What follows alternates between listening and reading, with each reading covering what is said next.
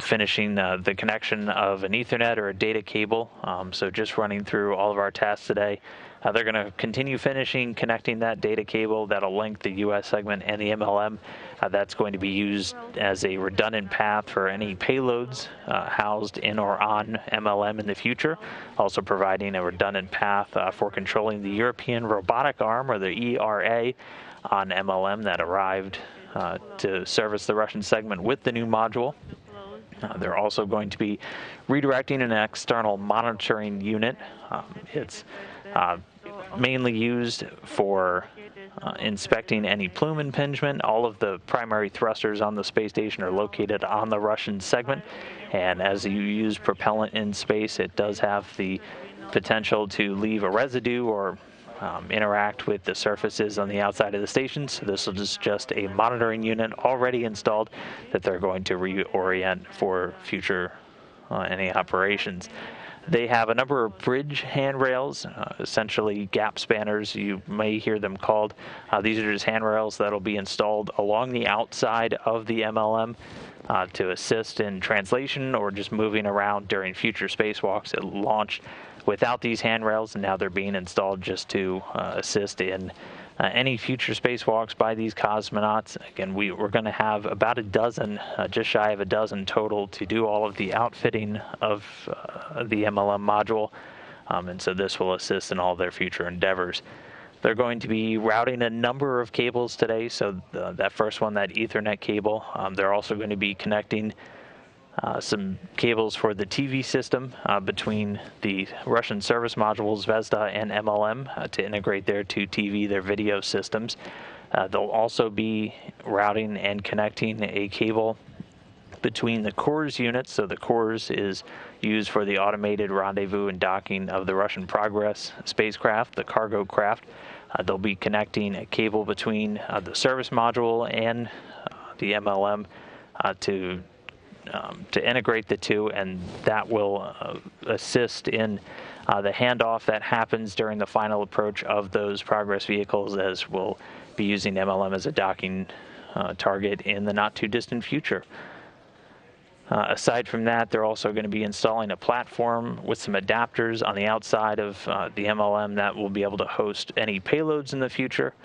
So that'll be one of the final tasks. Also, one of the tasks that was deferred from last week, installing the biorisk biological specimen containers outside of the POISC module. These will be 3 containers that contain different samples that's exposing them to the vacuum of outer space to just determine their feasibility in that really harsh environment. The biorisk also looking at things like potential contamination, and we'll go through the study a little bit later. And then one final task, again, time permitting, they'll just take survey photos of the Russian segment in the exterior.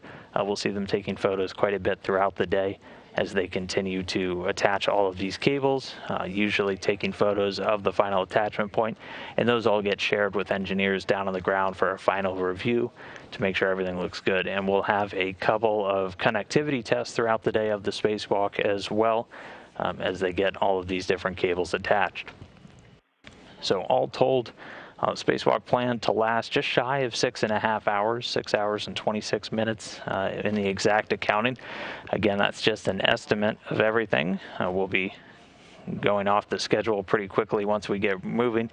But today it'll be Oleg Novitsky again. He's going to be EV1, or in the suit with red stripes on it, so he'll be easily identifiable by just looking for the stripes. And then Pyotr Dubrov will be EV2. This is the 3rd spacewalk for each of these cosmonauts, both previously completing 2 together, with a total of 15 hours and 13 minutes already on their spacewalking resume. And we'll be getting the helmet cams once they get outside. You'll see a small 22 in the bottom corner of Novitsky's helmet cam, and a small number 20 in the bottom corner of Dubrov's. So once they get out the door, we'll begin to get those helmet cameras looking over their shoulders as they work in the vacuum of space for about 6.5 hours. Copy. What's the MRM2 pressure for the manual pressure gauge, please? It's practically the same. It may have risen by about 0.5 millimeter, but no more than that. Okay. We're going to wait another minute or so. Copy. So at this moment, Nowitzki and Dubrov are still inside the Poisk module, inside their airlock. They've been moving pretty quickly through the timeline today, so both got into their Orlan spacesuits a couple of hours ago and then closed the hatches inside to isolate that MRM-2, that mini research module, to the Poisk module. They were assisted in all of their suit up by NASA astronaut Mark Vande Hei, who's going to remain on board the Russian segment throughout the spacewalk. Once getting into their suits and closing all the hatches, they began a gradual depress of the airlock, stopping at 550 millimeters of mercury, which is about 10.6 psi. Copy, Alex. Let's prepare Q card 7, step 11, Orlan transition to internal power. Please stand by for my go to start working on that step. Copy. Q card is ready. Все, ребят, можно работать по шагу 11. Copy that, and we just got a go for you to start working on step 11 of Q card 7. Copy. Step 11. Temperature control handle to position 6. 6 for both EV1 and EV2. Verifying Orlan pressure is between 0.35 and 0.4. 0.37 for both. Turn off primary fan and primary pump and lights on the 5M panel. Verify in primary.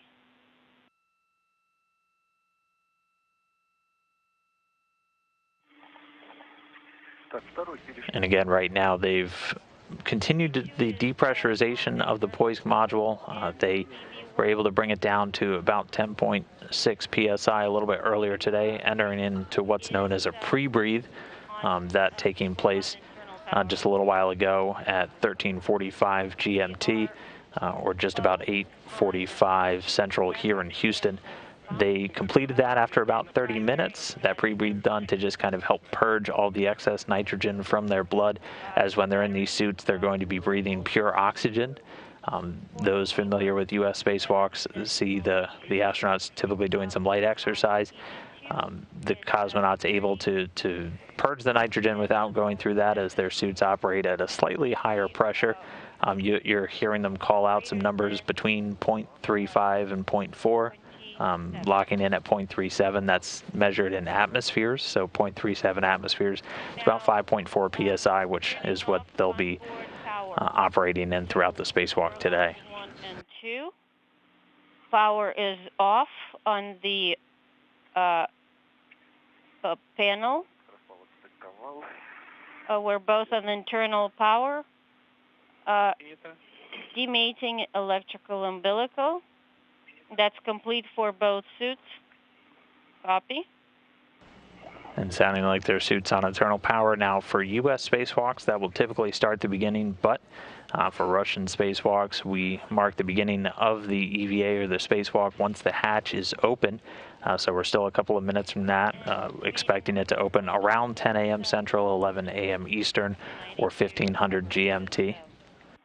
MLI cover. We did hear a report that there was a good final leak check done on the Poisk module, so everything progressing really smoothly so far today. Any shape or form. That's better.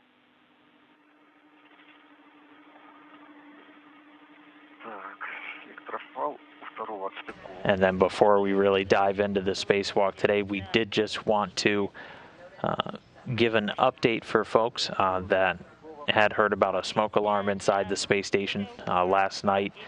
Just before 10 p.m. Eastern time, a smoke alarm inside the Russian Zvezda service module did enunciate, waking up the crew. The smoke alarm going off for about a minute.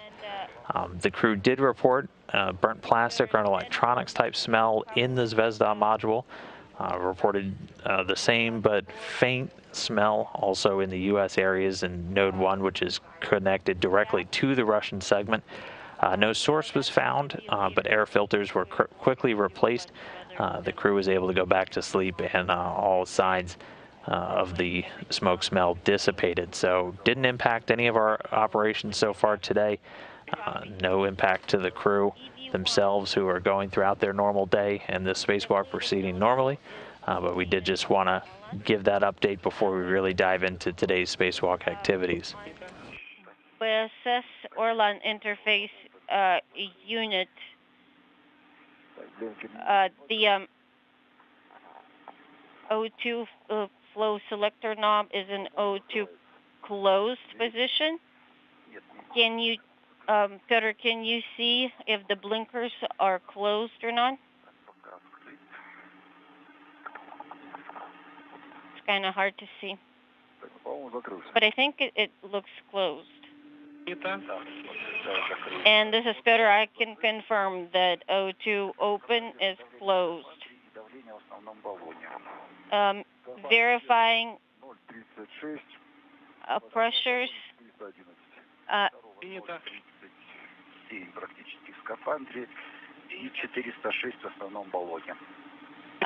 And pressures in suits and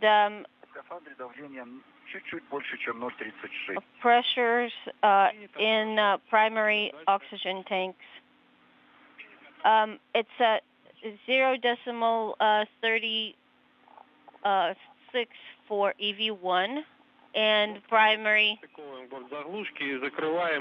O2 tank is showing 411 for EV1. For EV2, the pressure in the suit is sort of between 0.37 and 0.36. And primary O2 tank pressure is 406. Copy all. Go ahead and put the stowage cap on both fluid umbilicals. Peter, if you'd like, I can help you. Yeah, because it's going to be hard to do in this position. Guys, there's no need to rush. You can take your time. You are ahead of schedule, so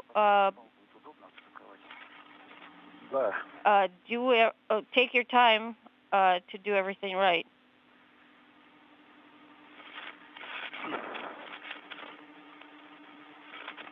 And again, we're continuing to hear the two cosmonauts, Oleg Novitsky and Pyotr Dubrov, going through their final checks before they get ready to open the hatch and begin today's spacewalk.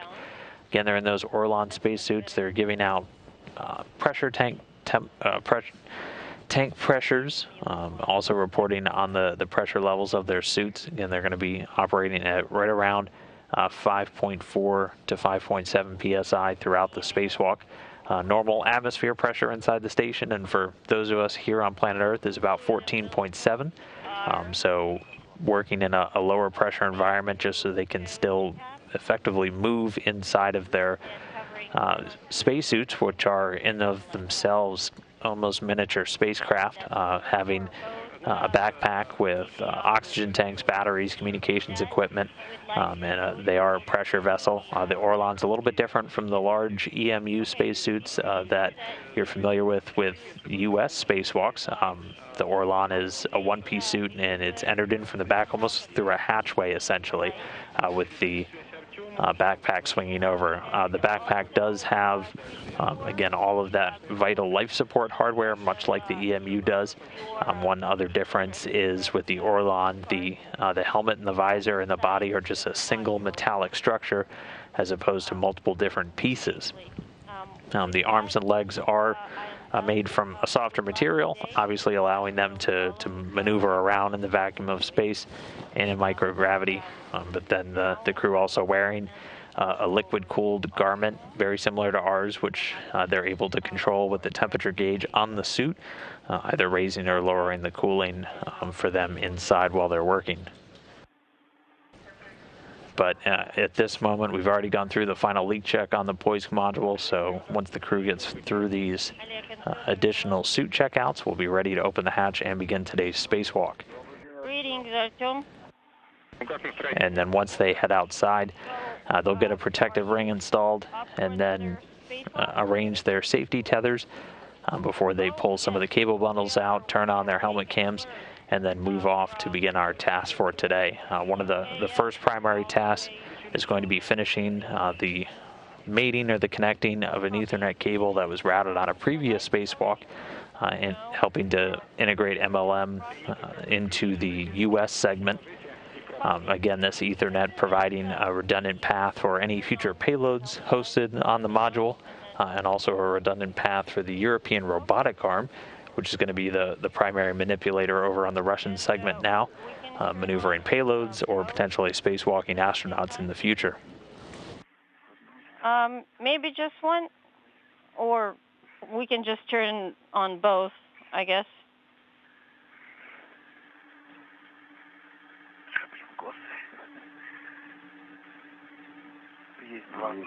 Kind of blinding in the eyes, but they're on.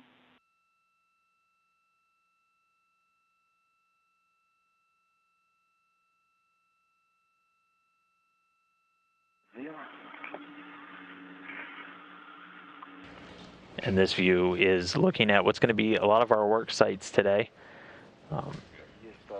Again, we expect the hatch to open up within the next 12 minutes or so. The target time was right around 10 a.m. Central, about 1500 GMT. On both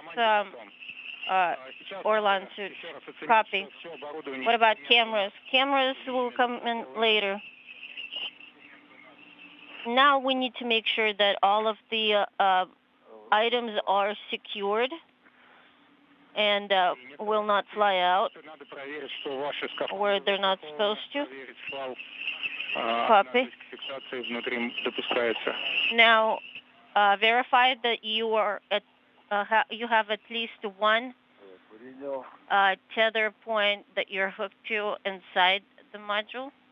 Copy.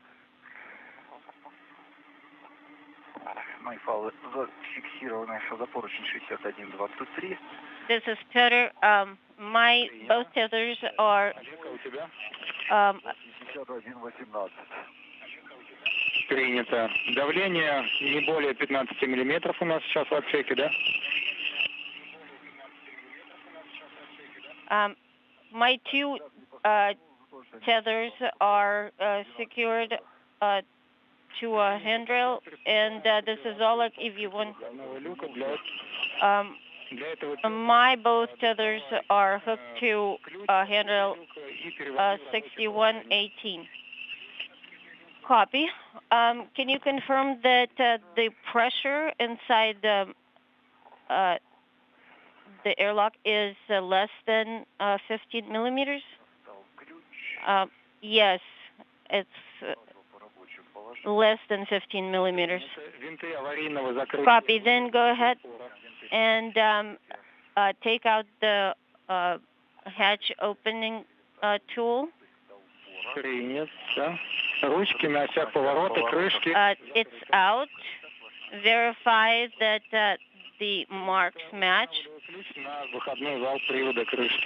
Go ahead and insert the hatch tool to the into the hatch drive motor shaft.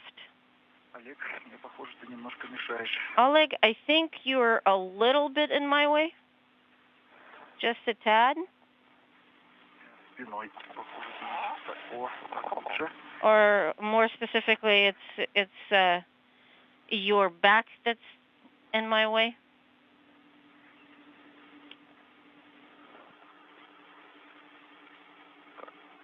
So the crew reporting the pressure inside of Poisk has continued to drop.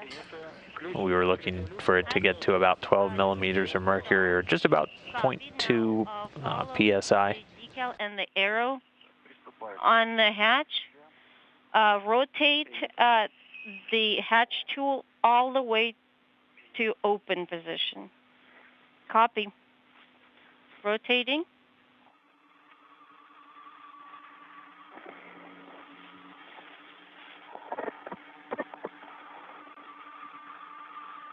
У нас сейчас за бортом тень.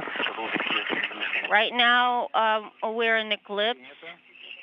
Теперь ручку толкателя на себя до упора и удерживать падение давления.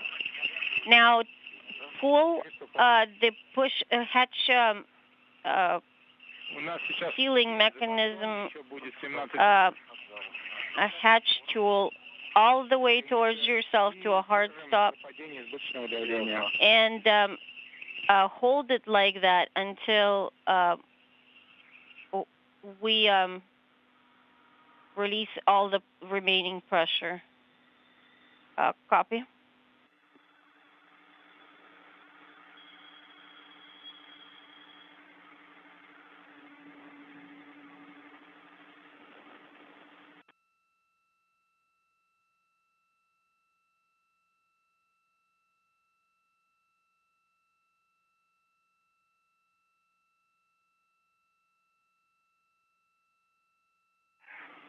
Давление? Наверное. Я развернулся в твою сторону, чтобы помогать концу. And Piotr, I turned towards you so I could help you hold the handle.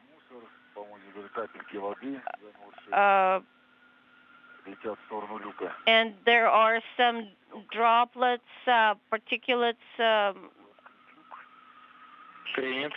that are starting to float towards the hatch. And I'm ready to continue to open the hatch all the way. Here you go.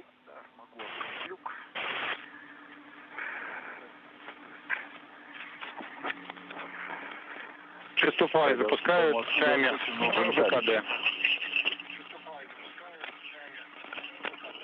Talking over each other.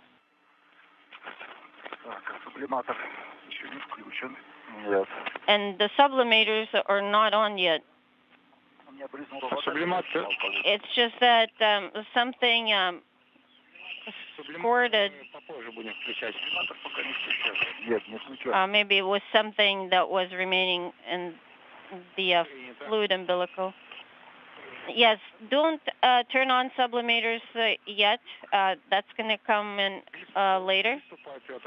And I'm ready to open the EV hatch all the way. Piotr, you go. You may do so. All right, and this is Mission Control Houston. We did get confirmation that the hatch on Poisk was opened.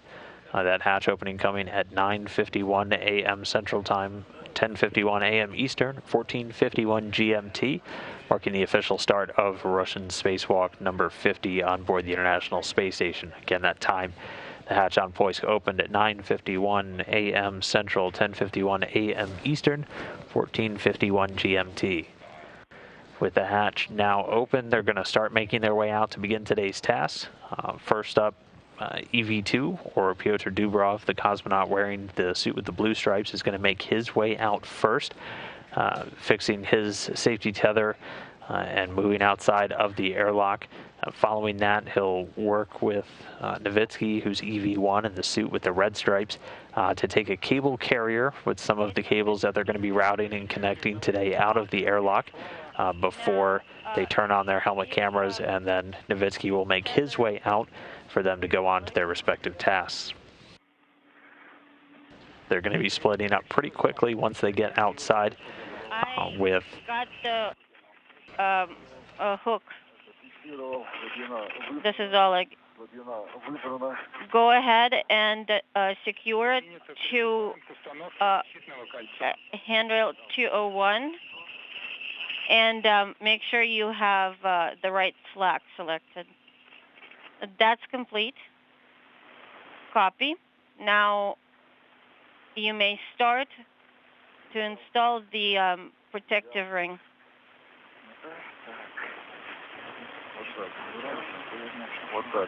Okay, let's turn it this way, Peter.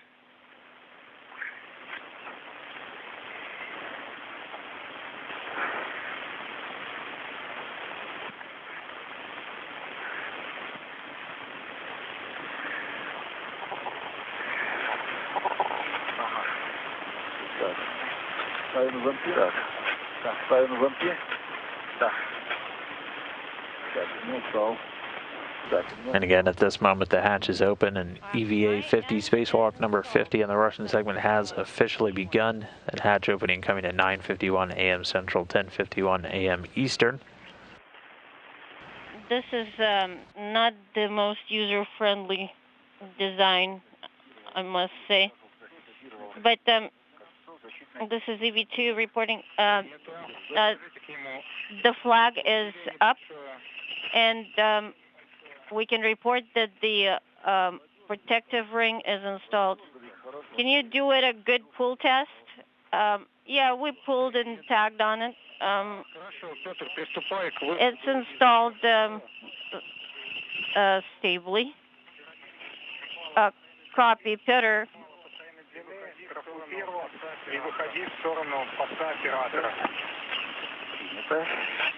Go ahead and egress after you hook your safety tether to a tether point, and then follow the lead towards the operator post.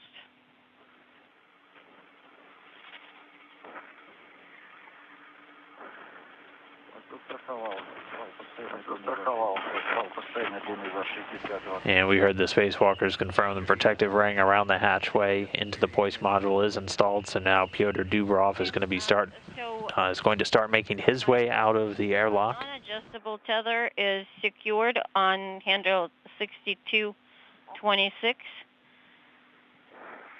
Copy that. Now go ahead and take out your adjustable tether. And we expect it to take about 20 minutes for both crew members to get out and get their safety tethers arranged, while also bringing out the large bundle of cables that they're going to be routing out of the airlock, and then turning on their helmet cams that will be looking over their shoulders on. And as we can see... And guys, Oleg and Peter, just a little bit of warning for you. In about 10 minutes, we'll be going into installation.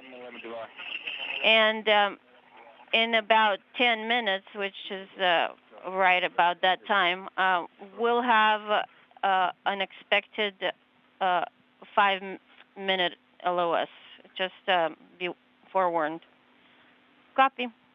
Thank you for letting us know. Now, Piotr, we just got to go from the specialist to activate your sublimators. And you guys both are also go to take out the UKP cable carrier with SMMLM1 and SMMLM2 cable bundles out of the MRM2. Copy. This is Oleg. I just secured the tether. And Piotr reporting that he's working on turning on his sublimator. And Oleg, you are going to turn on your sublimator as well. And that's complete.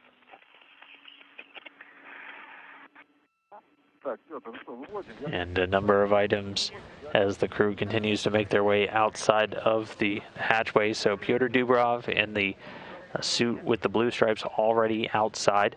The crew did get a heads up that we're going to have a short LOS, a loss of signal, coming up in about 8 minutes from now. We will have almost constant video and audio communications with the crew, as during a spacewalk we're in what's known as TDRS critical. This is when we get priority access to the tracking and data relay satellites that we use to send video and audio to and from the space station. We will have occasional dropouts, either due to what's known as blockage, so there's those antennas pointing at the satellites with some piece of the station in the way, or occasional handovers as the antennas point between the different satellites in geosynchronous orbit. So we will have a couple of minutes coming up where we'll lose that video communication, but we'll get it back pretty quickly.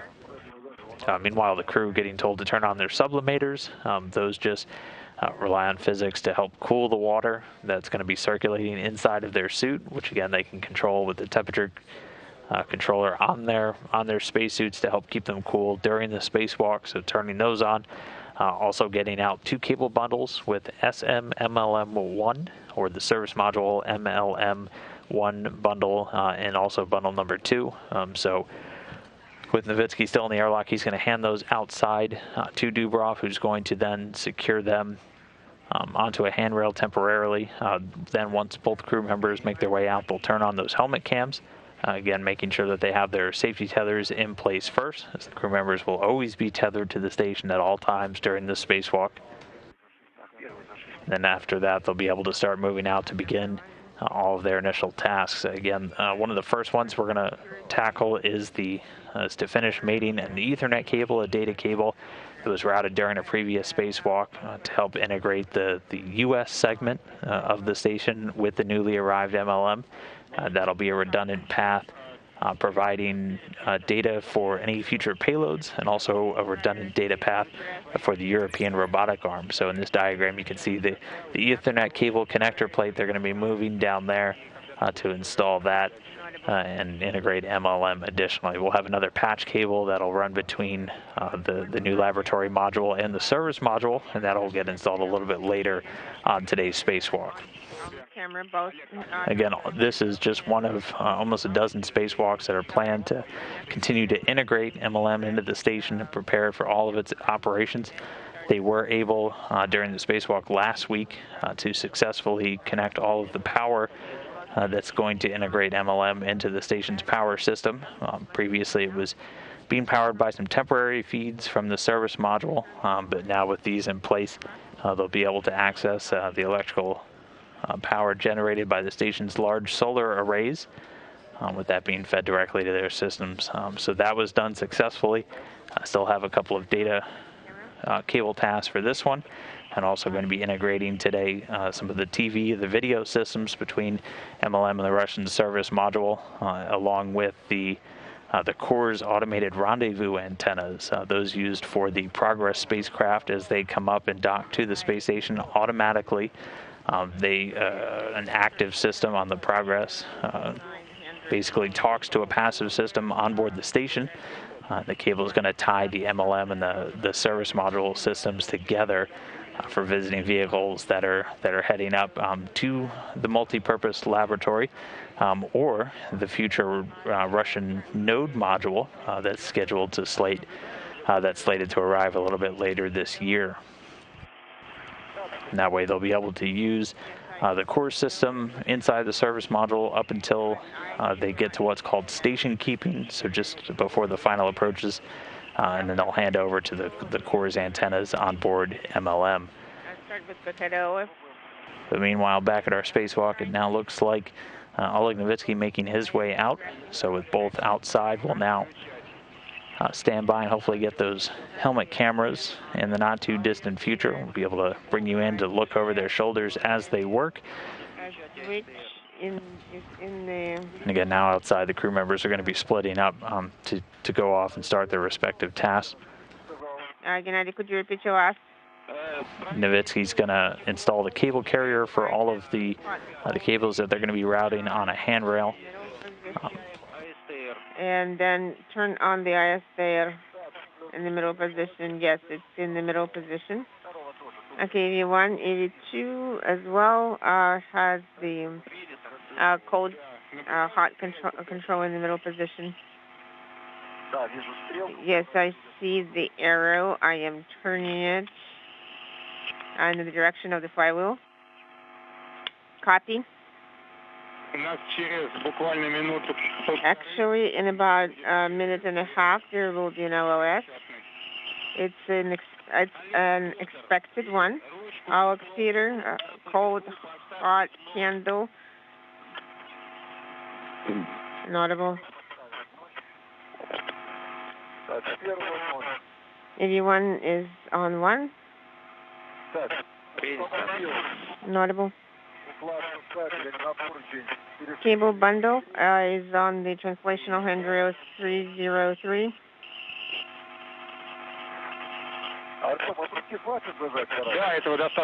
Artem, is it okay if I secure if I tighten it by hand? Yes, that will be sufficient. Copy. Oleg, if it's not too much trouble, could you move the crew log bag with the translational handrails to Peter, or bring it to Peter? Okay. As far as I understand, I need to free up the tether from the bundle. Okay. Yes, that is exactly the case. So you can secure the tether either on the OKP handle or on the translational handrail, but secure both the hooks on that handrail. Peter, did you rotate Bacadillo? Yes, I rotated Bacadillo. Copy. Then translate to handrail 6038. And in about a minute, we're going to have sunrise. Copy.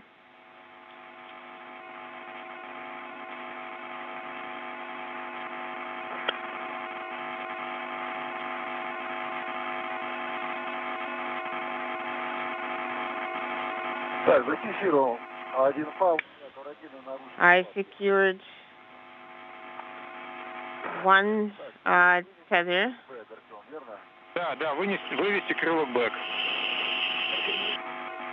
Yes, and maneuver the crew log bag out.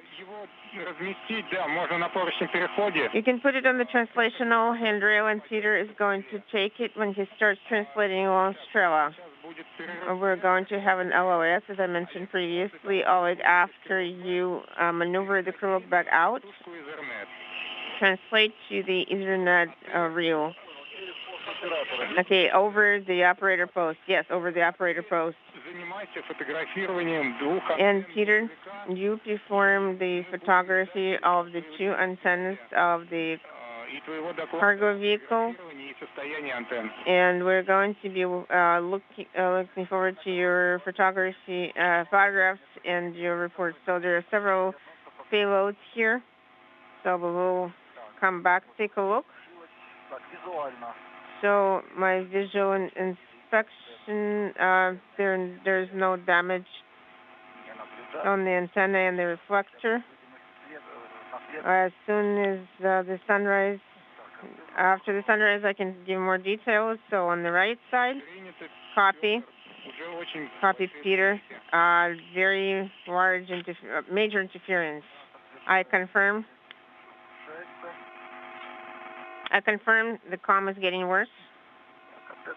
Antenna on the right side. No damage.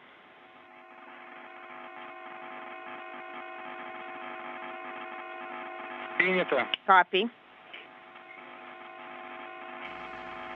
And as mentioned previously, we're in that gap now where we're going to lose video communication with the station for a couple of minutes. We'll look to pick that up within the next 5 minutes.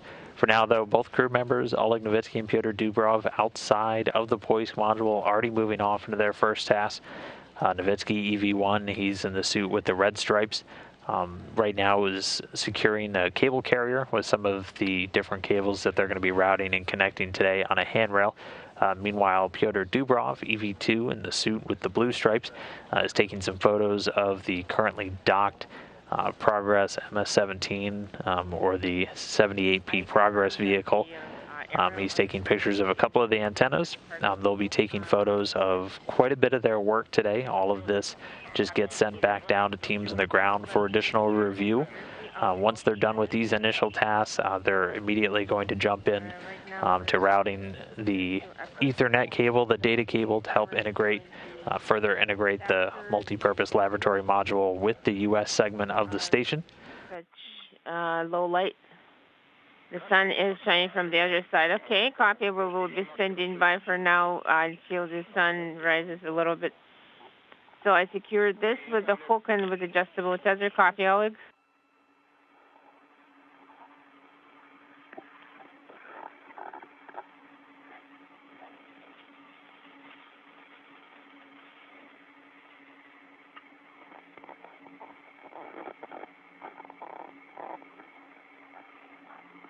And getting our first views from the helmet cameras.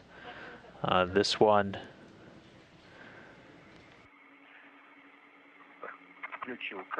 I activated the camera. Copy. Taking photographs.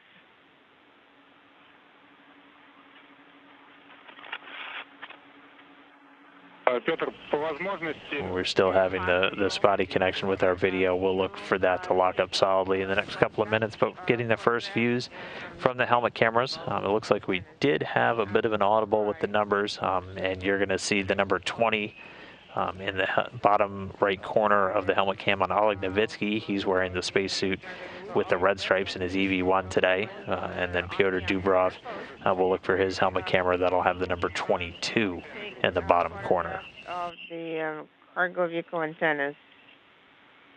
Хорошо. Okay. Спасибо. Thank you.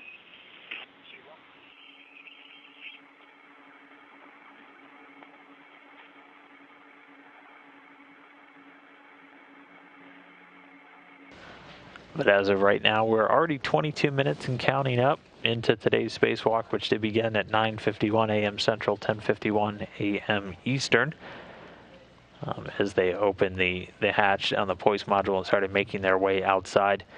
Both crew members already outside. The helmet camera's powered up, and once we get video back, we should be able to start looking over their shoulders.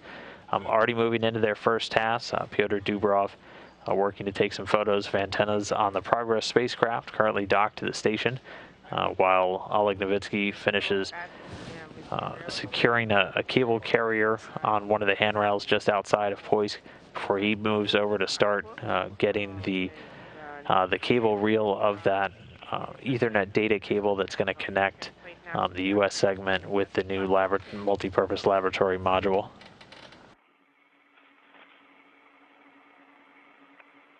And then getting our video back again, you can tell this is Novitsky by the red stripe that you can see on his spacesuit, his EV-1 today.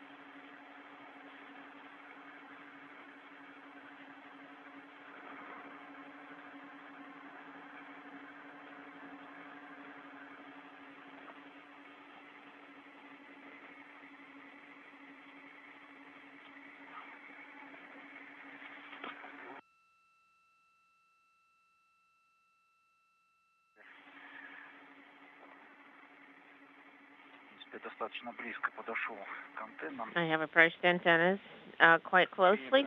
Copy. And the LED is blinking on glitter, and you are recording. Yes, the red LED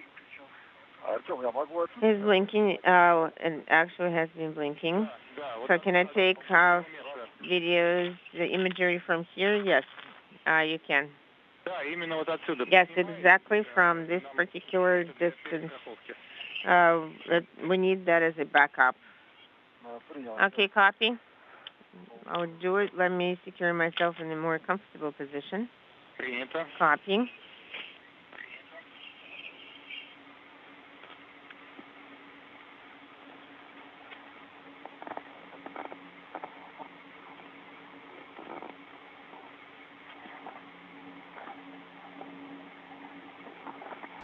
And right now we're continuing to look over the shoulder of EV1 today. It's Oleg Novitsky.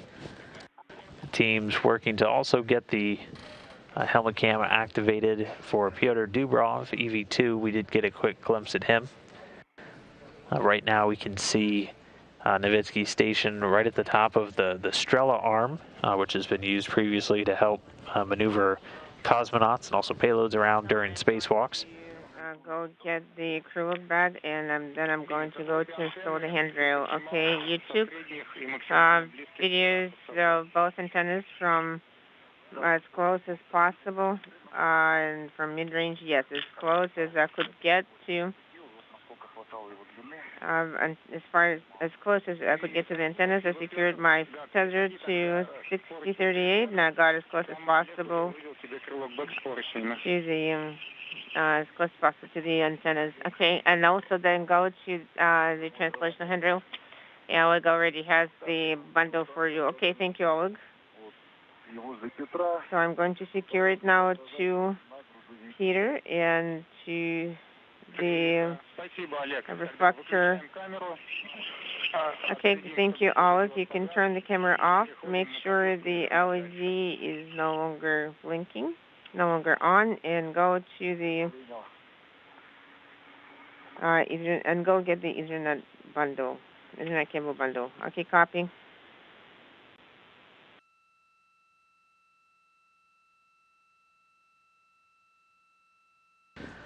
And now another short handover before we get that video back. So again, both crew members outside, finishing up a couple of quick photo tasks over on that currently docked Progress cargo craft.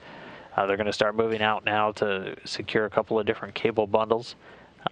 EV1, Oleg Novitsky in the suit with the red stripes is going to be moving to release and then begin routing an Ethernet cable that was previously put in place on a Russian spacewalk. This is a data cable that again it's going to provide a redundant path for any payloads hosted on MLM in the future. Also providing a redundant path for the European robotic arm that arrived on board the MLM once it arrived at station. It's going to be a large robotic arm, all told about 11 meters in length, so about 33 feet in length. And it's going to be used very similar to how the station's Canadarm2 arm is used, moving experiment payloads around or any other large elements, transferring payloads in and out of airlocks, transporting crew members, cosmonauts who are working during spacewalks, and then also providing a camera platform to do external inspections. So this Ethernet cable is going to provide a redundant path for commanding that, along with, again, any future payloads. So that was a task that was originally planned during the spacewalk last week and was deferred to this week after the crew did successfully get all of the power cables connected, routed, and checked out. All right, and we are back now with live views. Again, you're looking right now just at the Poisk module. That's Oleg Novitsky in the suit with all the red stripes on it in view. He's going to start making his way now to that Ethernet cable. Meanwhile, just below him and behind the Strela boom is EV2, that's Pyotr Dubrov. Okay, I am securing it.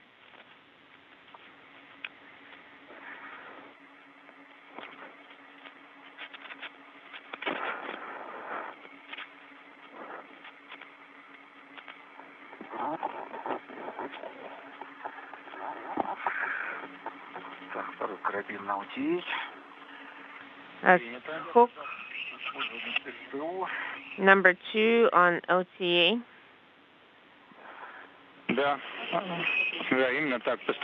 Yes, translate along Strela to PHO.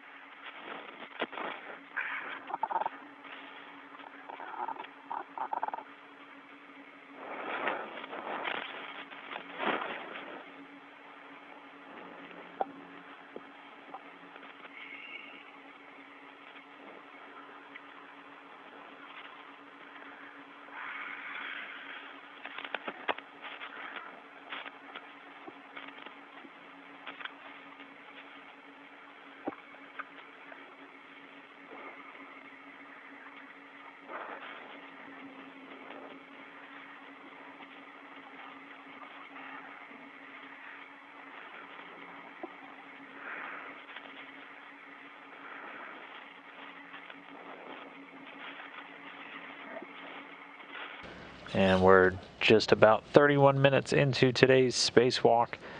The crew members have completed installing that cable carrier on a handrail, and they did that photo survey of the antennas on the Progress spacecraft. So again, they're going to be splitting up at this point. EV1 Oleg Novitsky is going to move off to get the cable reel of that Ethernet cable. He's going to be routing that down to a patch panel on the multipurpose laboratory module. And he'll be temporarily stowing the reel up by the Strela arm where they were just previously. Meanwhile, Dubrov's going to move back and retrieve what's known as a gap spanner bundle. He's going to be installing a number of handrails along the multipurpose laboratory module to just help with any future translation or movement outside of the lab module during future spacewalks.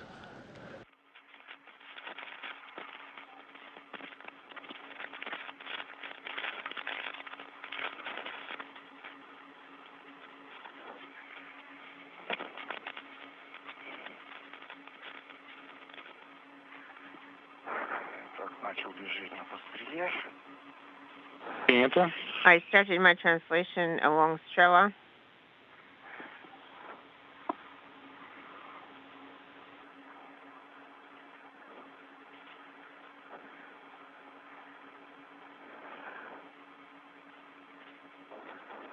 And now getting our first look over the shoulder of Pyotr Dubrov. Again, you're going to be able to tell that you're looking through his camera by that small 22 in the lower right-hand corner.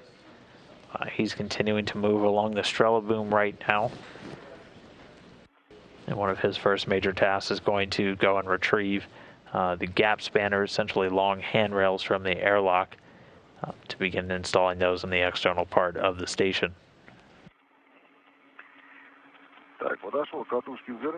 I have arrived at the Ethernet reel.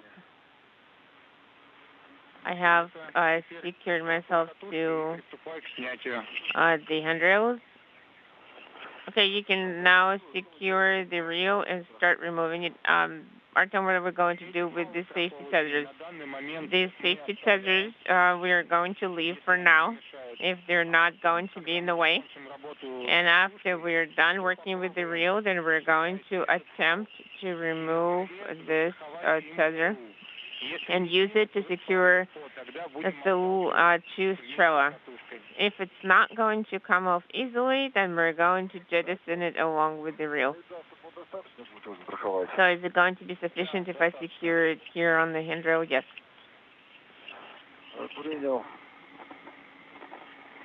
Copying.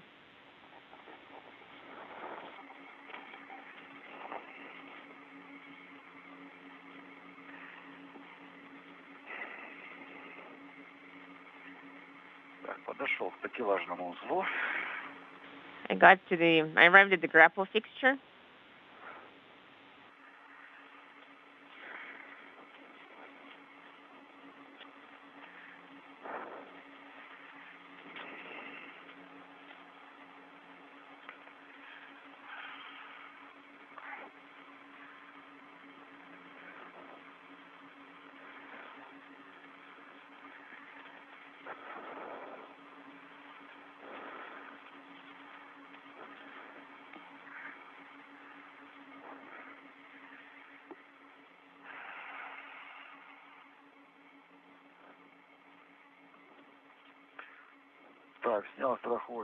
I have removed the safety tether. Copy. And now I'm going to start rotating and removing the wing nut. I hope it works easier than it did the previous time. I think it will be easier now.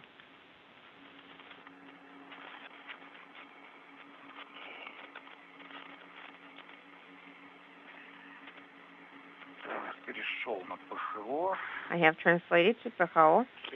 Copy.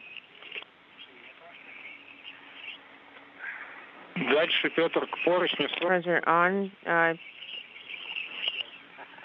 Peter, go to the 100.05. Copy, I confirm.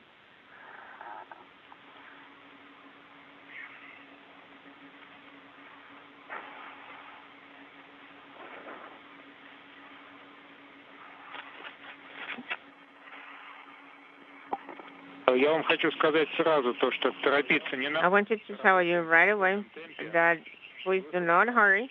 Долгий. It's going to be a long EVA. Please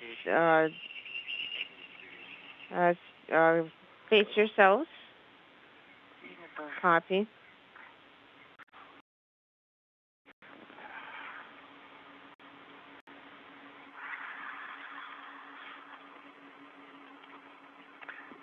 Так, он барашек какую-то часть прошел легко. The wing's not rotated to a certain position easily, and then now it got stuck, so I'm going to have to use a range. Okay, copy. It was expected. True.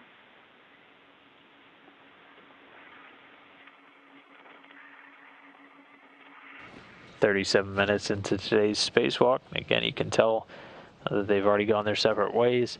EV1 Oleg Novitsky already arrived at that Ethernet cable. He was a few minutes early on his timeline, and so he's first releasing that, which has been temporarily stowed on a handrail. He's going to remove the reel and then begin to route it towards a connector patch down on the multi-purpose laboratory module. No, I think I'm fine for now. Okay, copy. Then secure it with your red, and then you can remove the wire tie. Copy, will do. В данный момент не получаем картинку. Right now we're not receiving a video.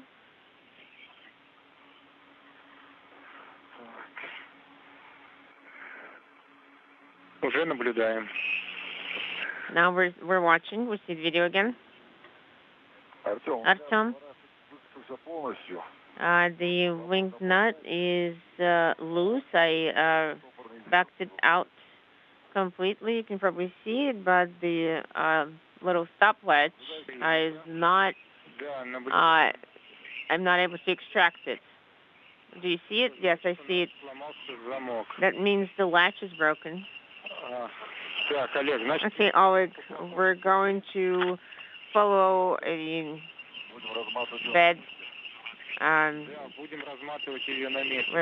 We're going to unwire it. We're going to use the pessimistic option. We're going to unwind it in place. Yes, Ethernet reel has three bolts that need to be that need a wrench. Okay. I see it. So you will need to back them out, and then you will be able to get to the internal components. Okay, and what about? And there's nowhere to secure the cap to cap the cap to in here, or is there some internal component that's securing it in place? Could you repeat your last thought? The cover that we are going to remove after we take those screws out, is it attached with anything? It's going to be attached with a cable. So with that cable, copy. And when we remove it and open, when we secure it separately, we're going to secure it separately before we retrieve the cable. Copy. I'll start with the screws. And meanwhile, I'm trying to install the handrail, and no joy.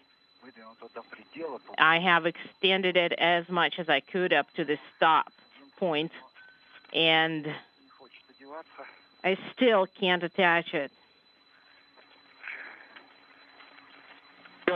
Pyotr, let's do it this way. We are not rushing you, so let's try and just install it in a different configuration. All right, I'll give it a couple of more tries. And I do need to put some force into pulling it out. Oh, yay, bingo. Got it. That's really good.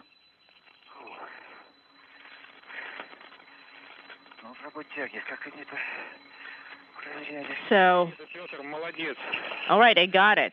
And Pyotr, Take a breather. No rush.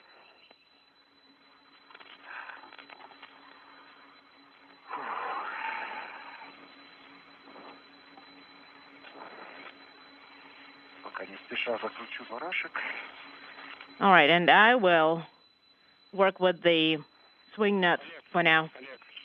Swing nuts for now. Oleg, go ahead, Moscow.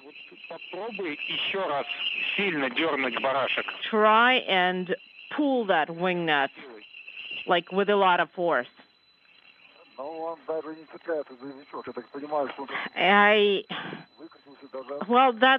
it's not going to work for whatever reason. It kind of got unscrewed itself almost completely. So it's probably do you still want me to pull it once, with a lot of force? But if it's not going to help, then don't do anything with this lock. Well, it's kind of wobbly completely. And whether I pull on it or I don't pull on it, and Anton, have a look. Is there any way I can screw it back in? No. So it's probably you can just continue removing the cover because the screw and the carvings are the thread is probably damaged. All right, and I thought it was all going so well. And I'll try to work with the handrail. I can use 4320. Is that a good one? Yes.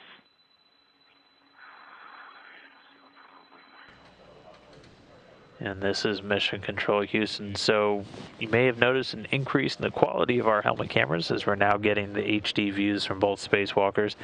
This is a view just over the helmet of EV1 Oleg Novitsky, who's right now working to try and release that cable reel with the Ethernet cable inside. You can see he's working at handrail 6008. You can see that bright orange. That's how the cosmonauts are able to tell just where each item is attached. To attach the wire with the orange wire. There is an orange wire on this cover. That's what you can use. I see that. But that's a Lear. Well, we are completely going, of course, like not per the original scenario.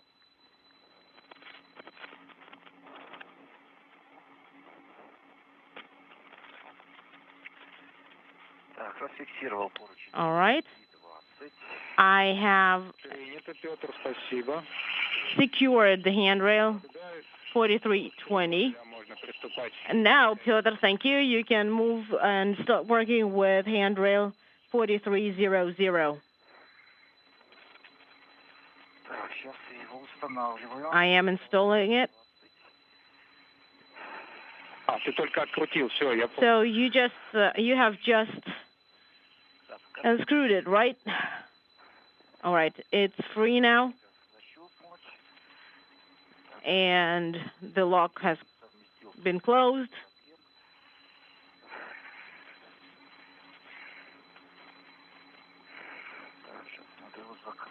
So the trigger's closed.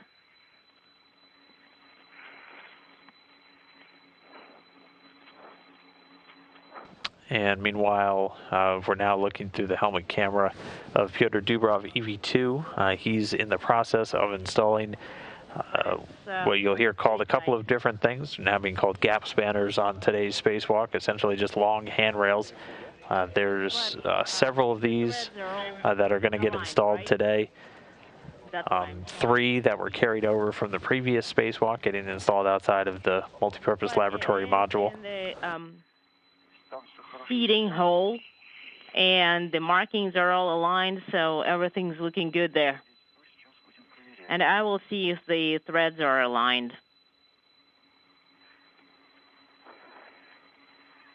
So Dubrov moving along in his timeline, able to start getting those gap spanners, those long handrails installed.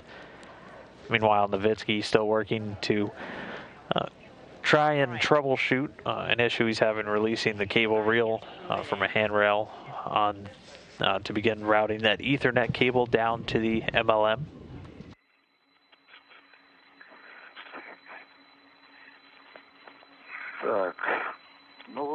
So I have secured it with the Lirka. It's not very secure, but it'll do. Okay, use the red, and we are going to secure the cable with the adjustable tether. Currently, I have the large red hook on it. How copy, Artyom? Come again? So the cover of the reel is secured with the large hook of the red. Copy, thank you. Now screw out screw number 3 and remove the cover. Copy. Artyom, 4320 has been successfully installed. I am going to now install.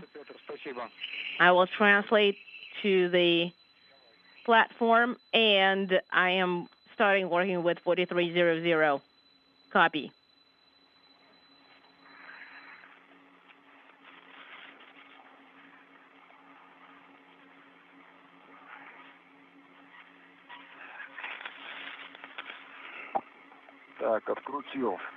All right, the 3 bolts are free. I haven't screwed them. Copy. Oleg, what do you think? What's the slack in the cable? How many meters? Let me stow the tools and try and estimate. Okay, now the transport tether, the one that you have, could you please attach it to the MRM handrails? Will do. And back looking now over Pyotr Dubrov's shoulder as he's continuing to install those gap spanners, those handrails. You did hear him call down 4320 is installed. That's just the number on the handrail. Next up will be handrail 4300 that he'll lock in. That'll be the third, the first one 4005 already installed. So we can see him just attaching a safety tether to it. We have about, the slack is like about 2.5, 3 bay lengths. Okay, so now there are 2 connectors that are attached with a wire. Do you see them? I do. Meanwhile, Oleg Nowitzki continuing to troubleshoot with that cable reel. They ran into some issues getting the reel off of the handrail, then looked at potentially removing the handrail to bring the bundle with it, which also caused a few issues. So at this point, he's removed the cover from the Ethernet cable reel, and now we'll look to just remove the cable itself and leave the original reel in place. Right now we're 50 minutes into today's spacewalk. The wire tie? Yes, that is right. And when you go with that wire for the last time, try and keep the wire as close to the cable and attach the other side as close to the connector as possible. Artyom, I didn't quite understand what you are saying. Okay, first of all,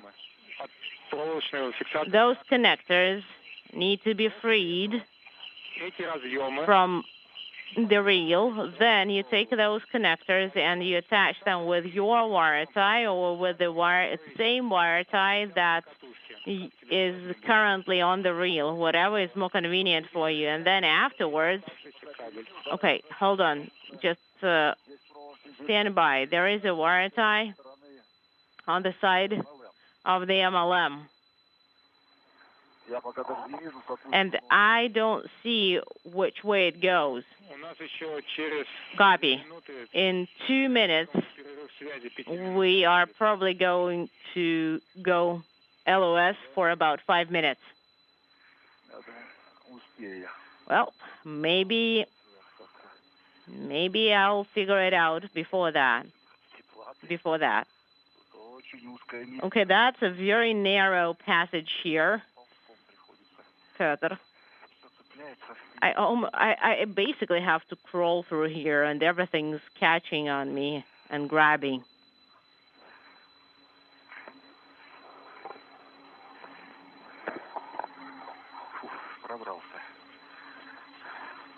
All right, I got through. A little over 52 minutes into today's spacewalk. We did lose that video connectivity again. We'll be getting that back in just about 5 minutes. Again, we should only have a couple of short gaps throughout the spacewalk today, as during any time we're in a spacewalk with astronauts or cosmonauts outside the station, we go into what's called TDRS critical, able to get priority access on those tracking and data relay satellites. Well, it's Meanwhile, this is a look inside the Russian Mission Control Center in Koryov, just outside of Moscow, talking to our spacewalking cosmonauts today, Oleg Novitsky and Pyotr Dubrov, their third spacewalk together. And there is a pin at the very Right now, top. Dubrov continuing to install gap spanners or long handrails on the outside. 2 of 3 already in, just waiting for confirmation of the third.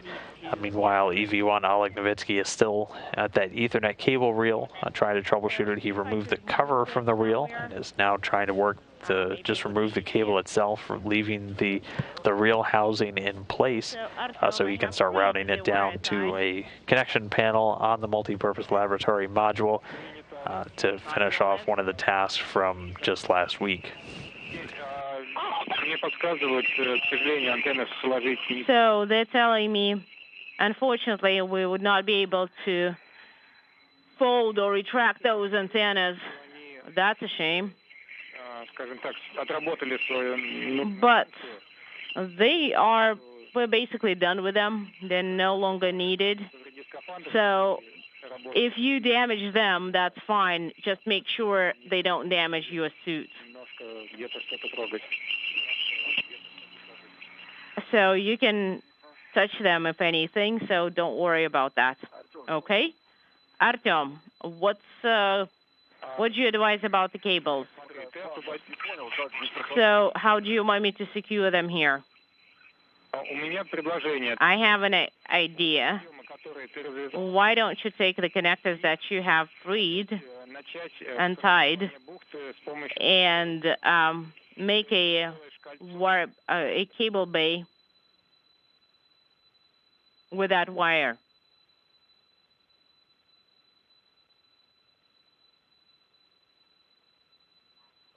Okay. The comm is super unstable. So the idea is to just by hand make the bay just the same as SMMLM1, which is on UKP. And that's how you can secure it.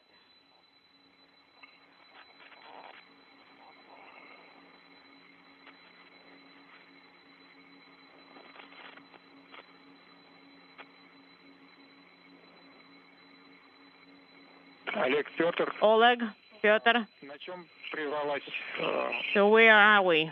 What was the last that you copied? Well, honestly, we haven't heard much. Okay, copy. You start saying something, and then there is an LOS, and that's the end of it. Artyom, let us try and do it on our own. So we'll try and form a kind of a ring, because we'll have to, because it's really hard to go through without untying this whole bundle. So maybe we can actually retract it from the reel. That is actually what I was about to suggest. Okay, that's good. Let's try.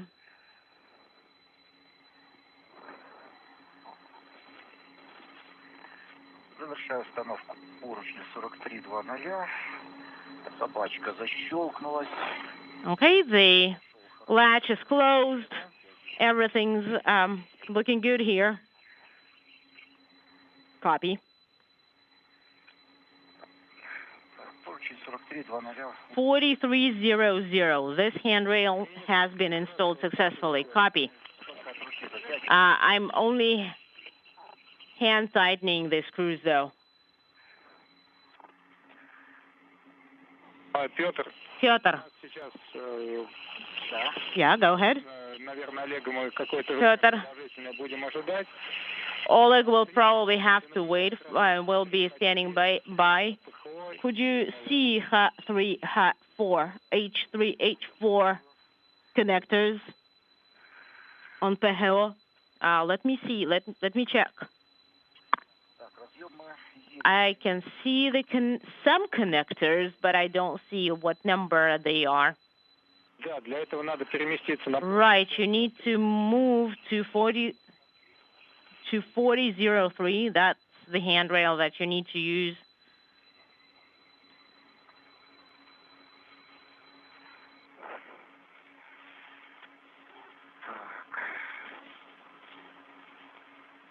Нахожусь на поручне.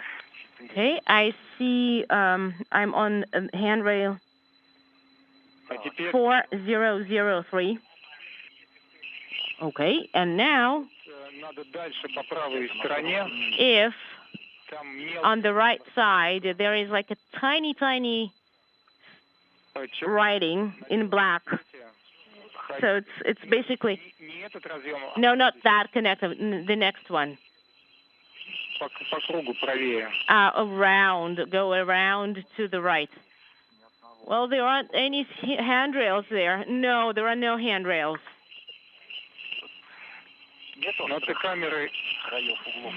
There are no sharp edges or anything other. Well, use your Glisser camera.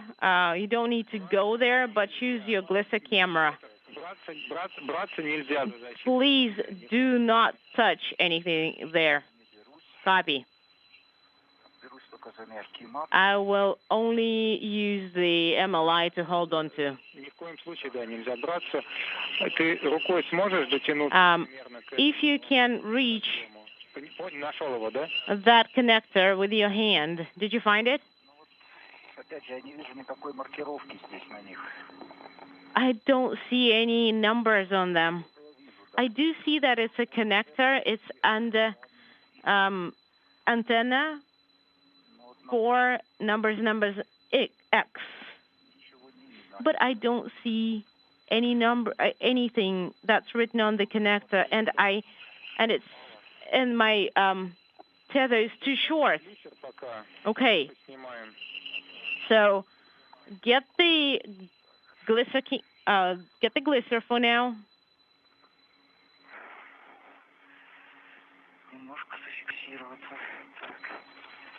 Let me secure myself here.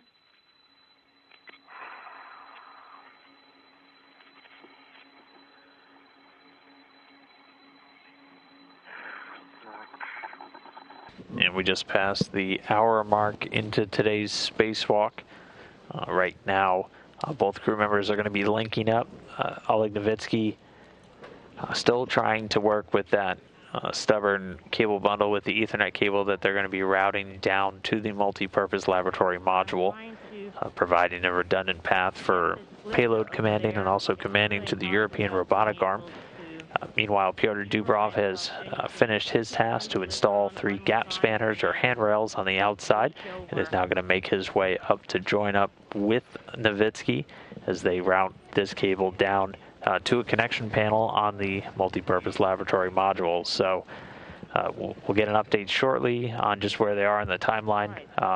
They were planned to have those handrails finished by about the 1 hour, 20-minute mark, so ahead there, a little behind on the Ethernet routing as they are still working to get the cable out of the reel itself, which they were unable to remove from its temp stow location on that handrail. Okay.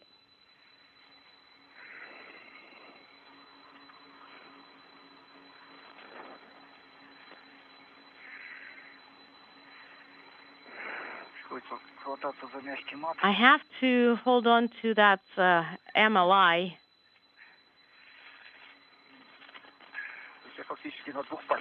So I'm honestly using like 2 or 3 fingers to hold on to.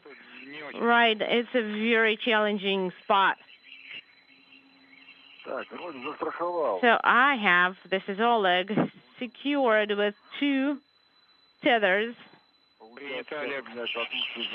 And the Ethernet reel together with the cap are secured with wire ties, and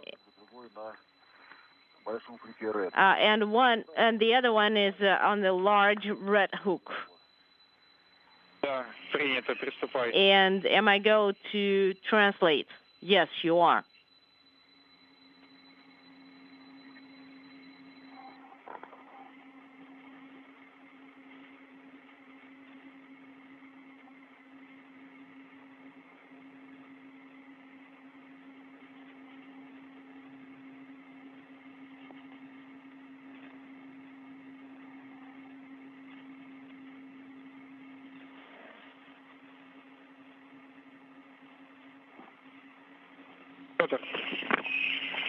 Pyotr,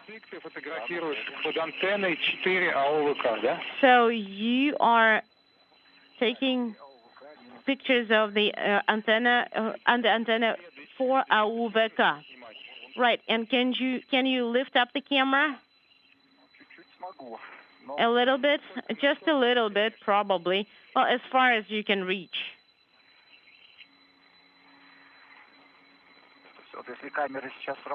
So if the cameras are working, if the camera is working, that's as good as it gets. That's as far as I can reach. Okay, can you try and move a little bit to the left?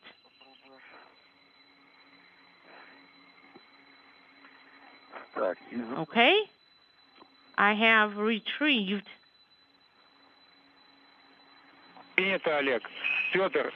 Copy, Oleg. Let's go back to platform 17 and get ready to accept the Ethernet cable from Oleg. Oleg, Pyotr, if you need to take a break, please do take it. Copy. I will try and continue moving. Copy, Oleg. Sounds good. All right, well, Pyotr Dubrov just there was taking some photos of an electrical connector, and now he's gotten the go to make his way over to join up with Oleg Novitsky, who at this point has gotten that Ethernet cable out of the reel and is now going to start making his way down. So they're going to route this Ethernet cable to a connector patch panel. They're going to be attaching some cable clamps to handrails along the way to hold it in place. And they're going to eventually route this all the way down to the multi-purpose laboratory module to install it again. This is an Ethernet. It's a data cable providing a redundant path for payloads, payload commanding payload data, and also for the European robotic arm external to the NAUCA module.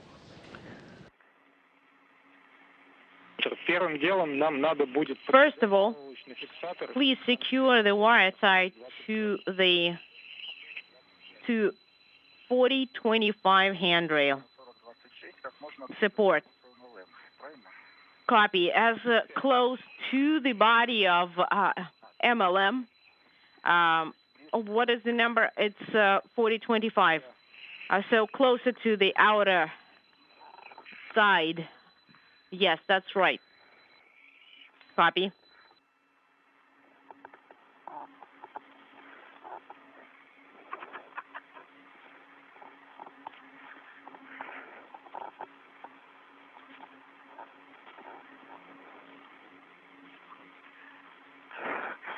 Okay.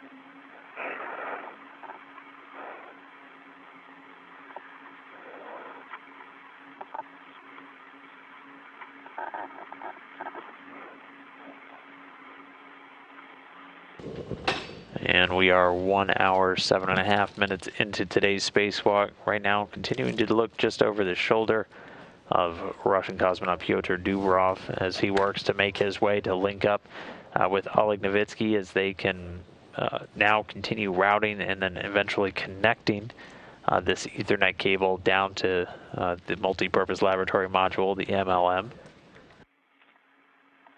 Dubrov already successfully installed 3 of the handrails on the outside of the module. It's going to assist in this and any future spacewalks.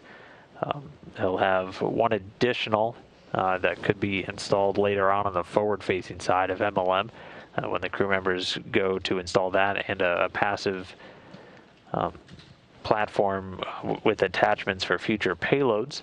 But for now, they're on to finish routing this Ethernet cable. Oleg Novitsky had some issues getting the cable rail itself off the handrail, and then was unable to remove the handrail also. So he was directed to remove the cover, got the cable out of the reel itself, and then began the routing down. This is an Ethernet cable connecting the station's U.S. segment with the MLM. And they're going to be able to use this as just another path for getting data and commanding to payloads, and also for the European robotic arm. So that now on their primary focus right now is the crew's going to work together to route that down to a patch panel. They had planned to have this mostly routed by about 1 hour and 20 minutes into today's spacewalk, so in about 11 minutes from now. So not too far behind so far. And then once they get this completed, they'll be moving on to a couple of other cable routing tasks. The cable carrier for those has been temporarily stowed outside the airlock. That'll be coming up soon. But for now, 1 hour, 9.5 minutes into today's spacewalk. The crew members moving now to finish routing and then connecting this Ethernet cable.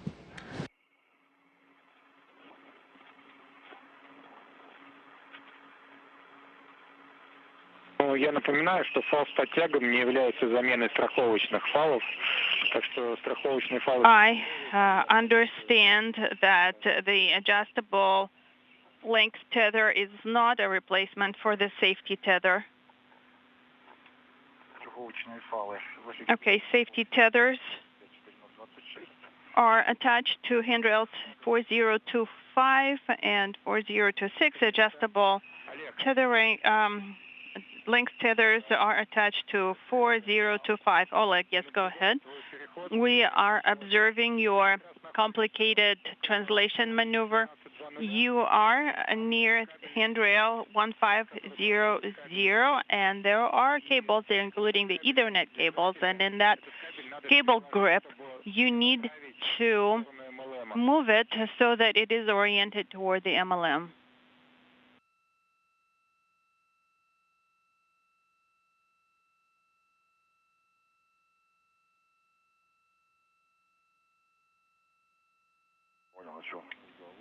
Okay, I understand. Still talking.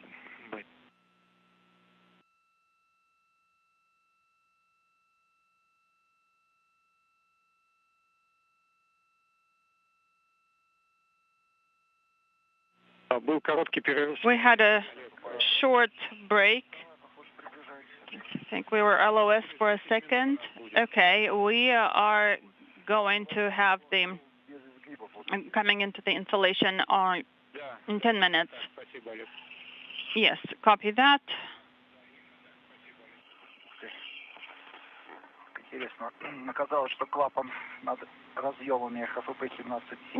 We what I'm seeing is that the valve is not attached securely. The only thing that's keeping it in place is the Velcro tape.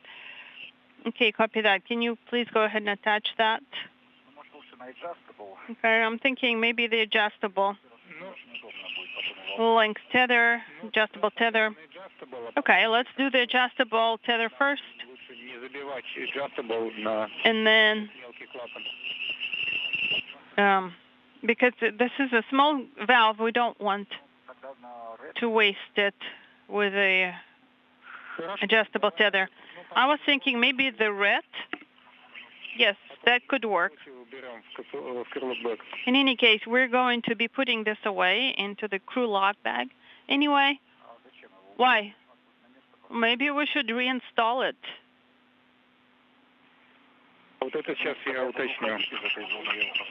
Before moving away from this work zone, maybe I will put that back in place. Or do you want me to remove it completely?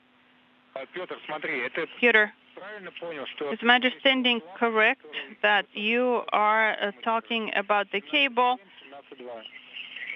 that has the high frequency connectors 17-7? Yes, it's covered with the Velcro. Okay, once we mate the connectors, they are going to stick out from the frame, and we will not be able to cover them. Okay, so you want me to put away that valve completely and take it back with me, correct? Yes, so this is my answer for now, but I will look into this and make sure. Okay.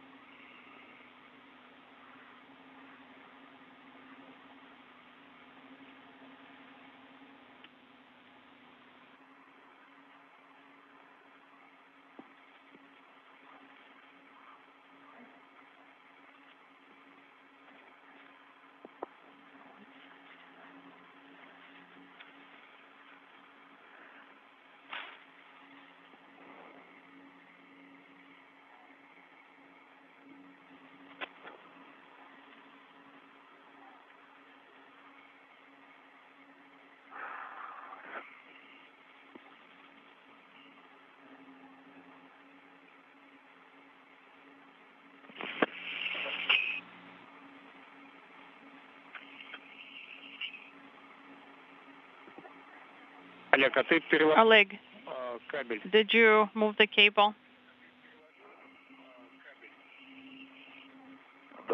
Yes, I have.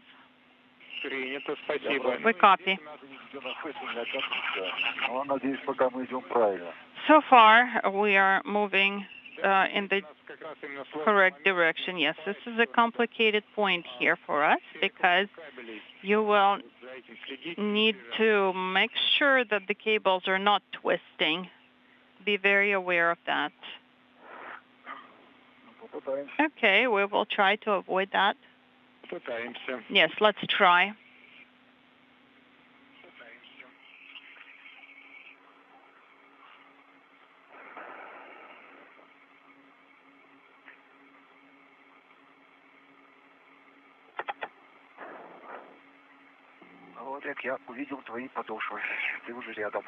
I can see the bottoms of your feet. Looks like you're nearby.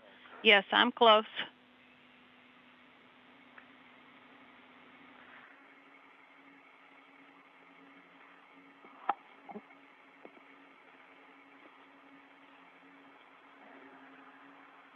Петр? Peter. Go ahead. Ну, раз ты Олега уже увидел, значит, надо вовсю готовить. Since you're seeing Oleg already, you need to start preparing connectors 174 and 1741. You need to prepare them for the Ethernet cables to accept that from Oleg. You will need to cut the ties. Okay, I see that from above. To make sure that the tie is out of the way, I will go ahead and remove it. Yes, we copy that.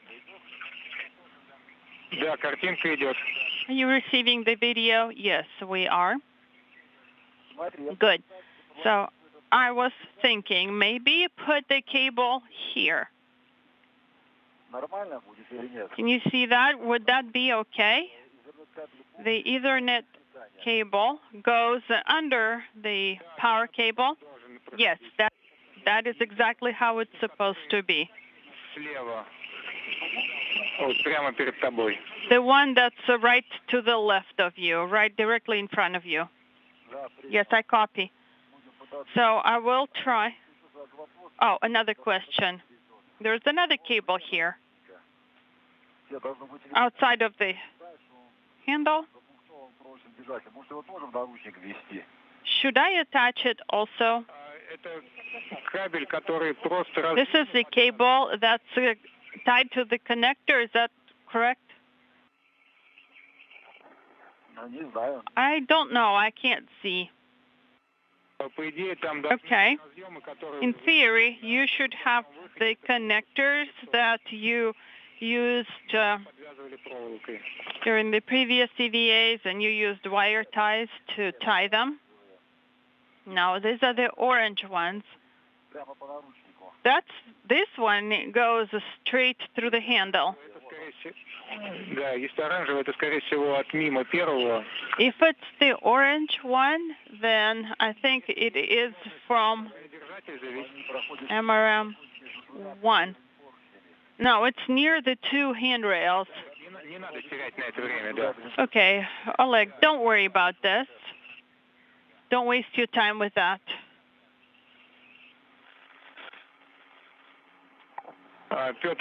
Peter.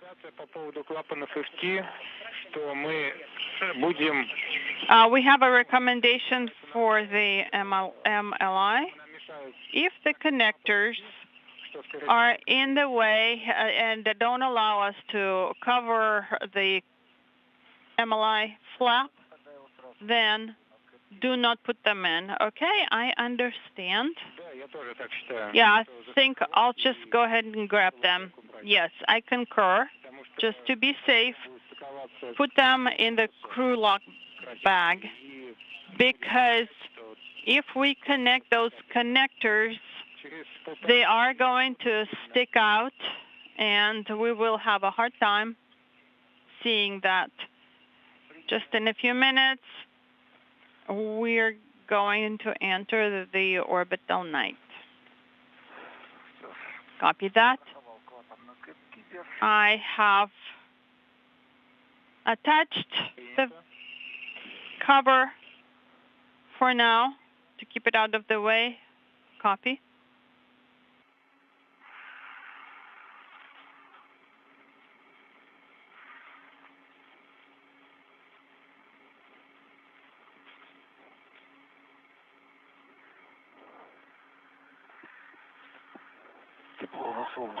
It's getting warm in the sun. Yeah, it's nice.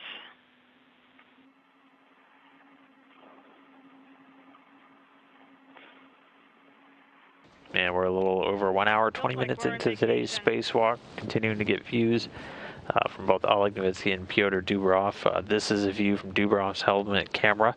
Right now he's just securing some MLI, some multi-layer insulation over the connector panel found on the Nauka module.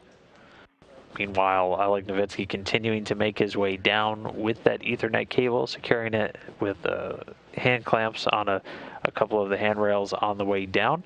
And once he arrives, he'll be able to connect that Ethernet cable and complete that task for today's spacewalk. But continuing to move along, we're now just a little bit behind the timeline. We'll get a readout of just where they are for today's spacewalk in a little bit after they finish this next task. Originally planned to last just under 6.5 hours so far today, but already successfully installed 3 gap spanners or handrails outside of the MLM, and then just working now to finish routing this Ethernet cable before they move on to a number of other cable routing tasks that are just going to continue to integrate and prepare MLM for operations on board the station. I am just taking it easy working, just preparing my little connectors. Okay, we copy that. Still, let's just take a minute to catch our breath. Yes, sure. So from the handrail 2123, we will need to go down to handrail 4046, right? 4006, correct. And there you already have the wire tie installed. Okay, I can see that. I copy. Then you will be moving to handrail 4005, the one that we were working with earlier today. And you will be in the area of plate 17. Then handrail 45, Pyotr has already attached the wire tie there, and we will be mating the connectors there. Understood. Pyotr, if you have a spare minute, and also if you wish to continue, you can go to plate 17 and prepare it for stowing in the kit. That's connector 17.3, 17.5, and 17.6. Copy.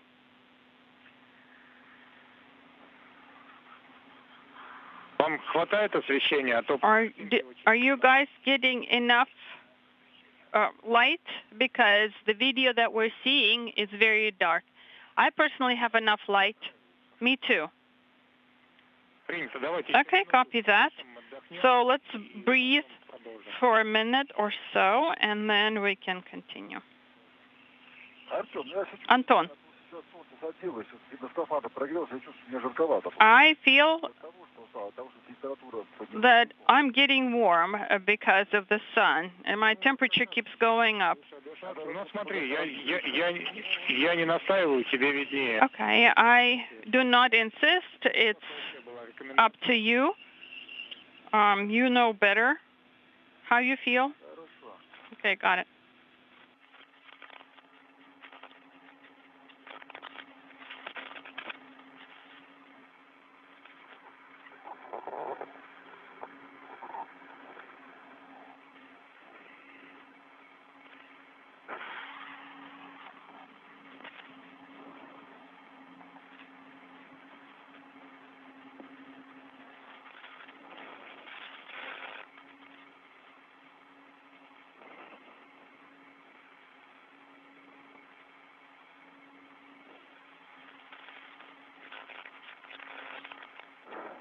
One hour, 25 minutes into today's spacewalk, the 50th Russian EVA in support of the International Space Station. Oleg Novitsky and Pyotr Dubrov making their way towards each other. Oleg Novitsky bringing that Ethernet cable down to the patch panel on the multi-purpose laboratory module, where Pyotr Dubrov has removed the protective multi-layer insulation and is just preparing it for the connection. Novitsky securing the cable along the way at several handrails using wire ties and clamps just to secure it, leaving enough slack for him to continue routing it to get it down to the connector panel. And then once they're done with that, they'll be able to move back to the airlock and get another cable carrier where they'll be then using another patch cable for the Ethernet connecting the multi-purpose laboratory module to the Russian service module. And then they'll also have two cables linking the two modules' television or their video systems, and then one linking the Coors P antenna feeder units on the service module and the MLM together. Again, Coors used for the automated rendezvous and docking for Russian visiting spacecraft, the Progress and the Soyuz, delivering cargo and crew respectively. It's a little harder to work with this little strap here.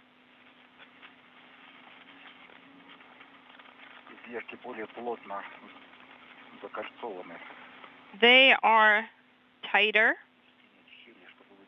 within the rings. It's very, very difficult to pull out a string.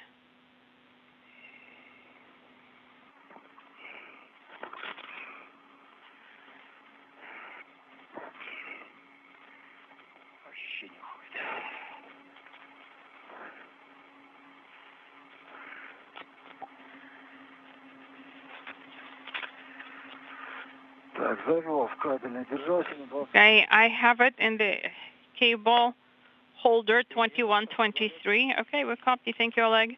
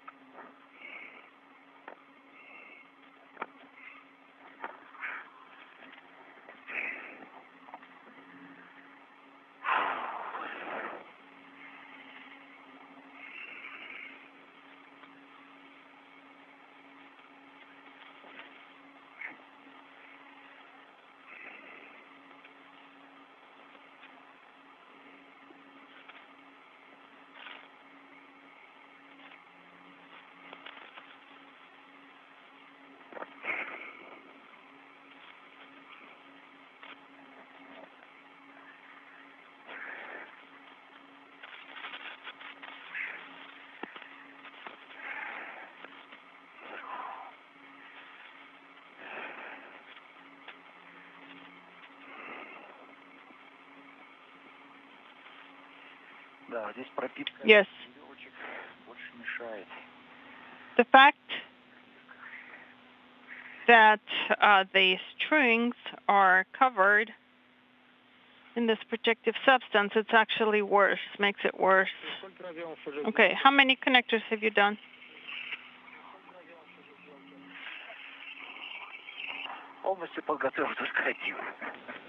Fully, completely, fully, only one. Okay, copy that. For the lyric clips, these strings are very stiff, covered in this protective material. So trying to pull this string through the ring is tough. So it takes a lot of effort.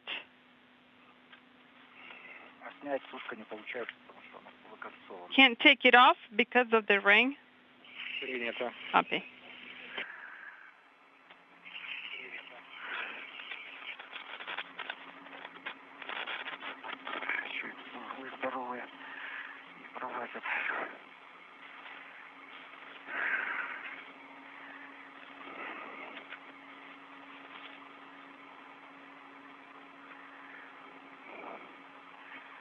Надо их, наверное, резать.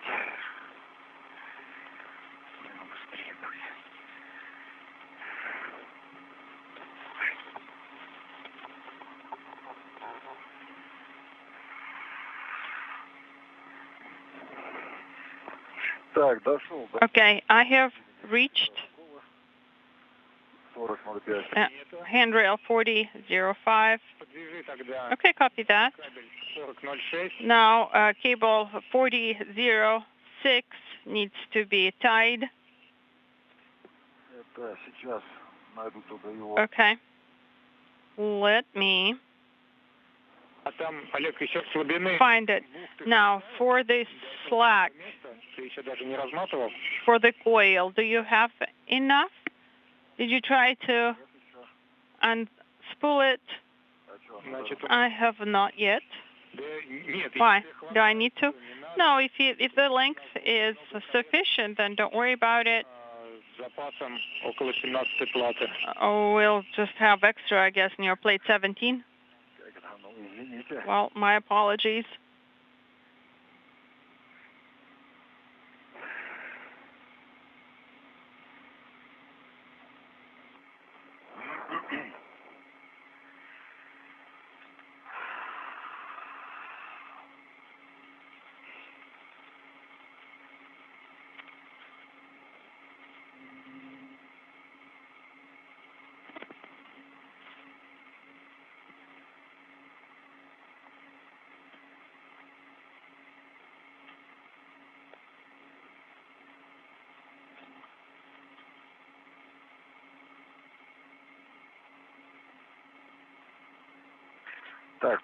Okay, I have tied it to 4006.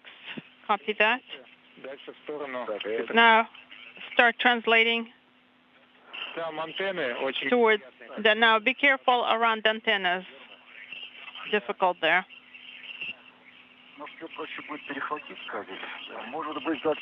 Okay, I will move. Maybe I'll give him the reel. Now, the plate is somewhere nearby, right, Peter? I just don't know whether I should move anywhere where the antenna is close. Maybe I should be able to hand it over like this. Yes, so I'm thinking we don't need both of you in that spot.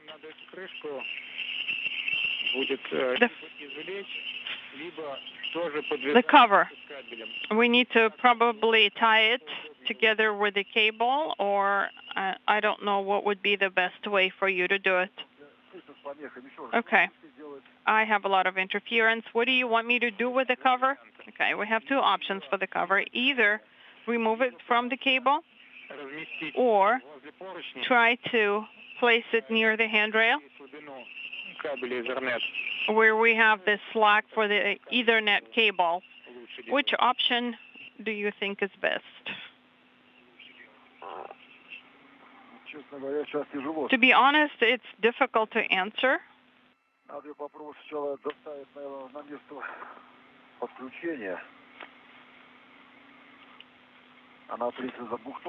So we need to see the place where it's connected.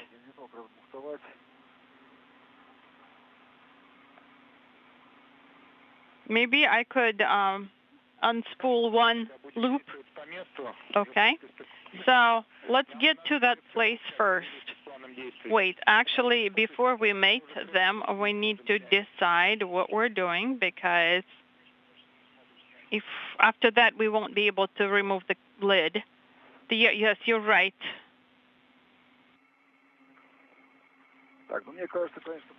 I think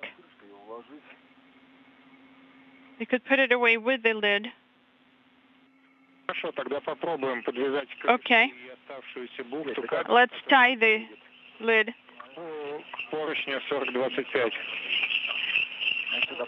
Near handrail, 4025. Okay, I have a hard time seeing.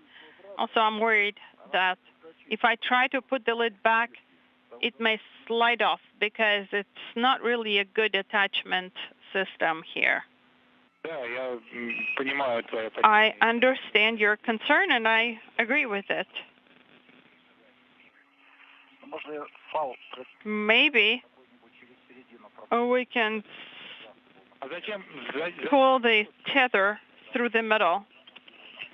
Why do we need to do that?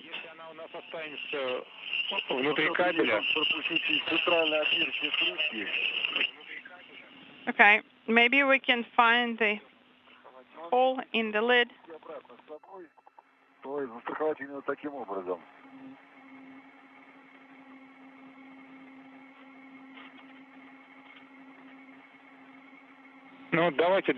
Okay, so let's get to the plate first and put the cable in. Secure it with a wire tie to handrail 40.25. Then we'll take a look at the slack and decide what we do next.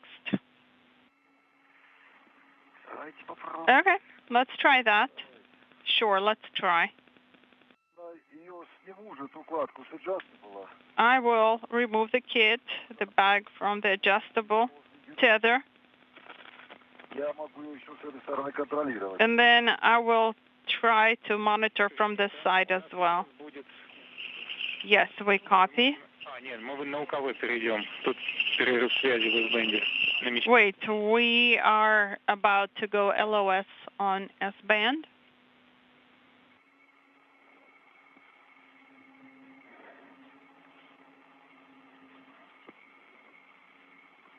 And right now we're a little over 1 hour, 36 minutes into today's spacewalk.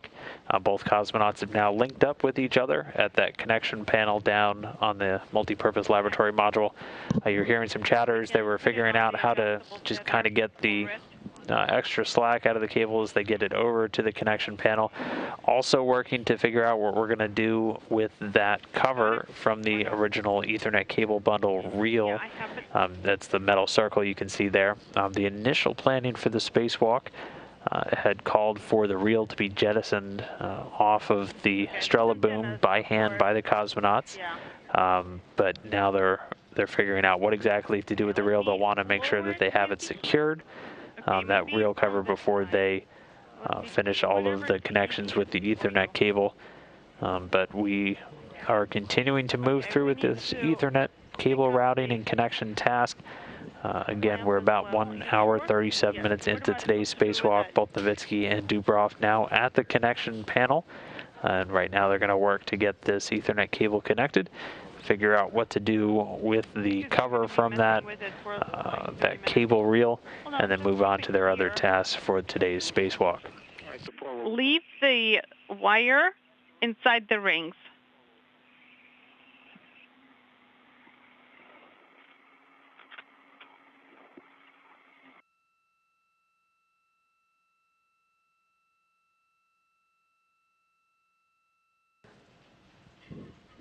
And once more going into a quick handover, so the communications antenna on the station transitioning from one tracking and data relay satellite to another. So we'll get that video back momentarily. And both of the crew members, Oleg Novitsky, EV1 in the red stripes, and Pyotr Dubrov, EV2 in the suit with the blue stripes, now linked up together. They're working to do this final routing and then connecting of this Ethernet cable into the patch panel there on the multi-purpose laboratory module. All told, they were initially timelined to have this task completed about 1 hour and 45 minutes into today's spacewalk. And as we're 1 hour, 38 minutes, we may still end up a couple of minutes behind, but the crew did run into some issues getting that cable reel with the Ethernet cable inside off of its temporary stowage location. So Novitsky was able to just remove the cable and the reel cover and bring the cable down along with him. We'll figure out what we're going to do with that cable cover after they finish getting everything routed and connected. Again, it was initially the entire reel housing was set to be jettisoned, but the large portion of it still attached at a handrail back along the Russian segment, only the cover making its way all the way down, as we can now get a view back over their shoulders. As we can see Pyotr Dubrov up there at the top of the screen. This is a view from Oleg Novitsky's helmet camera as they work to get this Ethernet cable connected. Then we will have to unwind it. Let's follow the original plan. So next to the bundle, we're going to tie up that particular cover. First, the attachment length is not going to be sufficient, and it's not going to be very reliable. Well, it's going to be hanging on the cable. Yeah, it's hanging on the cable.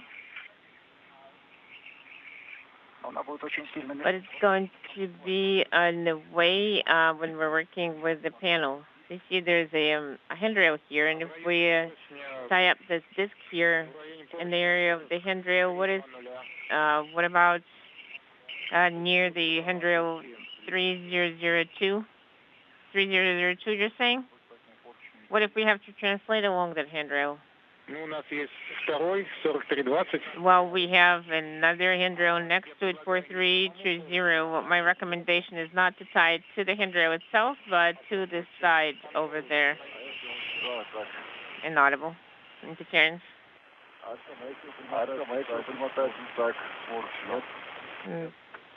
Inaudible. Recommendation about handrail. I think it's going to take too much space. Yeah, it's going to be too much space. It's going to be taking up too much space here. Okay, I'll try to do something with it.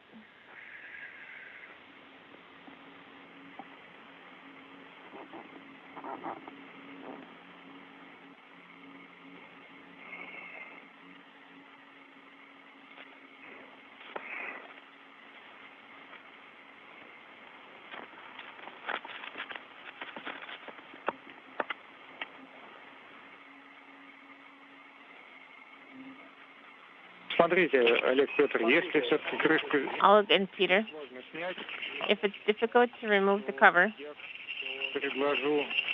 then my recommendation would be to jettison it along with all those flaps at the very end.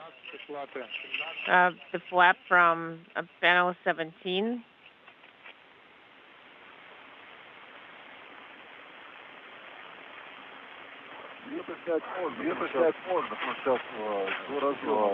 Well, it can be removed. It can be brought to the... you can get to the connector.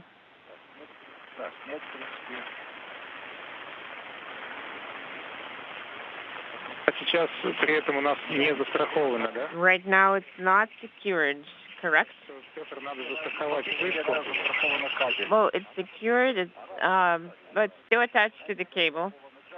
The cable itself is secured by adjustable, so it's shaped like one long tether.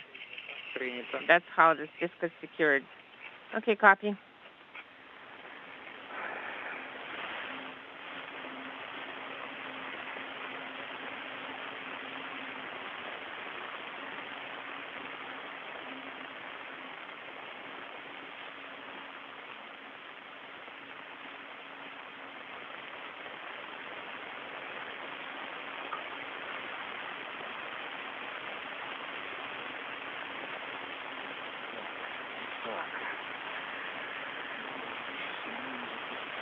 I need to make sure I don't get all confused here.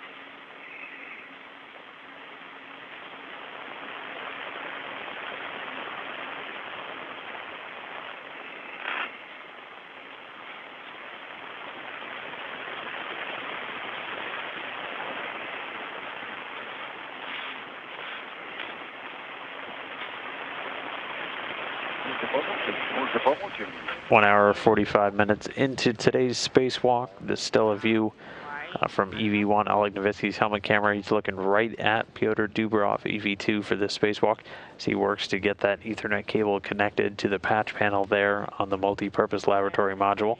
The cable claim on the bracket 4025. over there on the corner, is it secured with anything? Not yet. It's secured to the bracket. Just the bracket for now.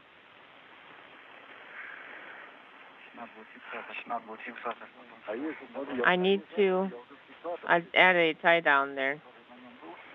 The one that it was secured with, the one where I put it, the one I put on 4005, I moved it closer to 4026.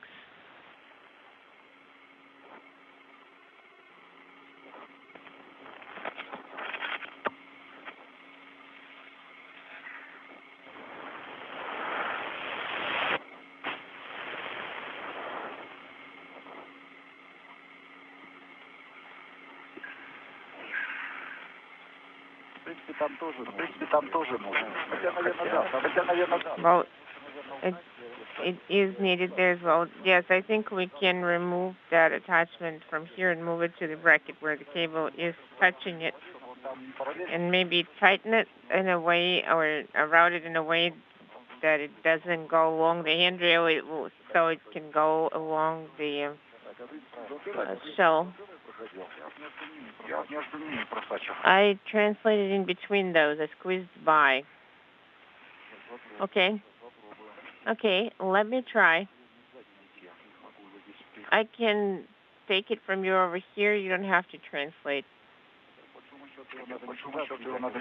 I think it should be installed over here on the bracket, because here is going to be in the way if we need to grab onto the handrail.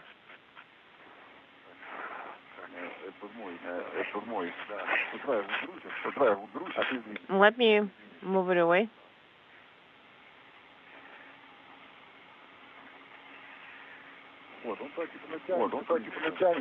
So it's going to be routed here, and it's not going to be in the way. Well, over here it will be.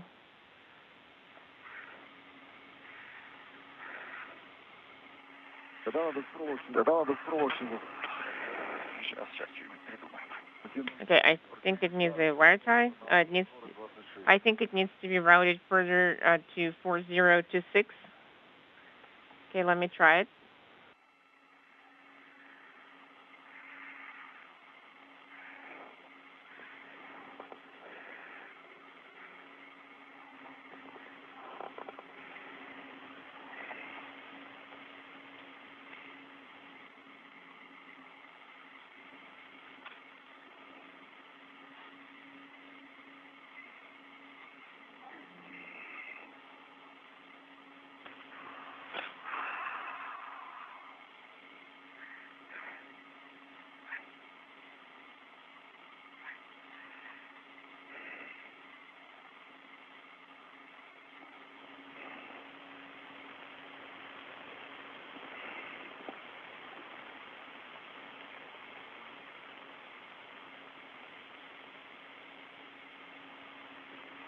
Через минуту-полторы у нас выход из тени. In about a minute or a minute and a half, the eclipse is going to be over. Copy.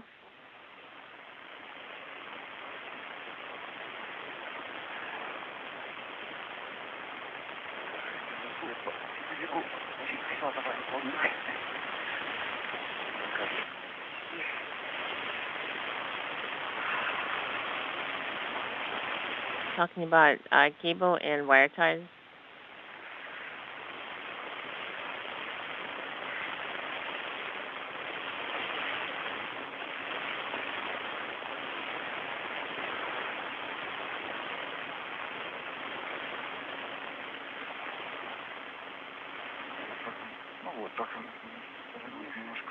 I think that will place it a little bit to the side.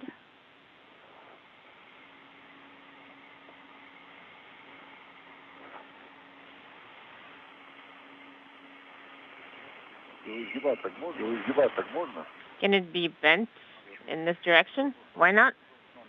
I'm just asking. I don't think it will be in the way. Well, don't tighten it too much so it doesn't have a very sharp bend in the cable.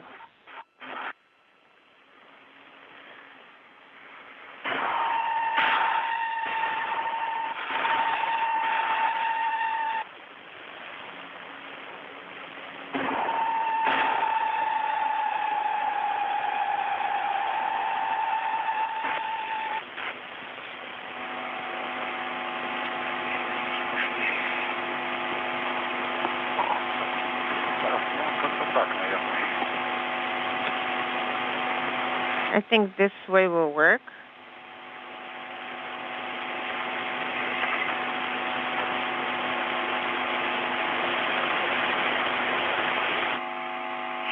Олег. Alex, go ahead. А можешь, пожалуйста, на свою камеру поснимать, как Can you use your camera to take the video how the cable routing path is looking right now, pointing to the FGB using the glitter camera? Okay.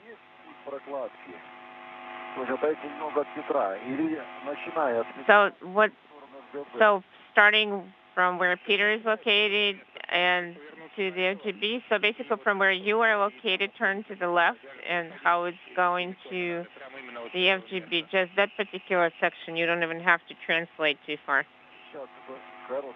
Okay. Let me reattach my short tether.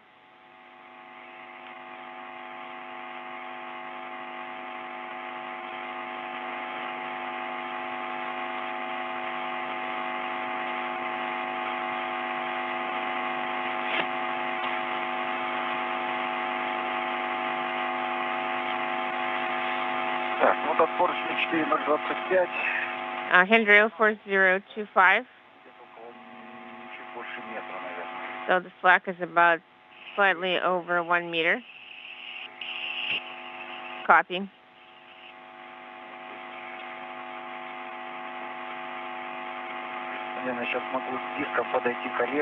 I can translate to Oleg with this disc and hand it to him.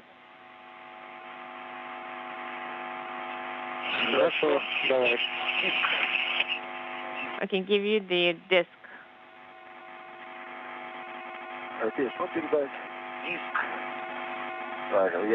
This disc, I haven't completed the imagery. Peter, go ahead. Can you tie it next to maybe 4300 next to channel 17? Well, I can try. I'm not sure how much time it's going to take to figure out these cables. Can Oleg be of help? To work on panel 17. Most likely, if we get there together, we will just be in each other's way, more than helping each other.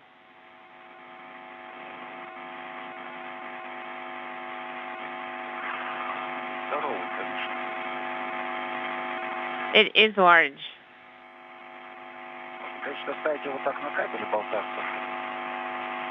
Well, we can actually leave it on the cable, just floating around. It's not going to go anywhere from this cable. We just need to tighten up the slack.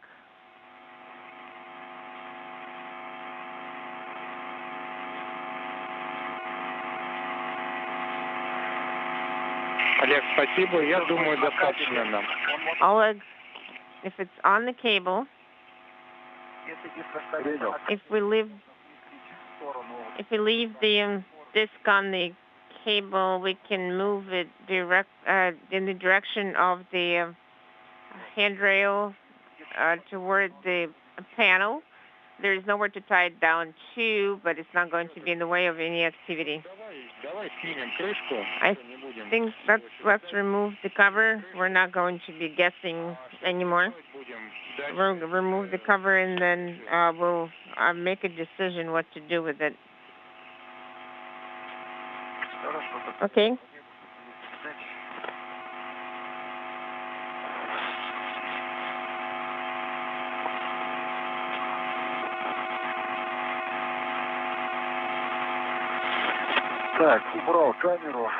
I put the camera away. Copy.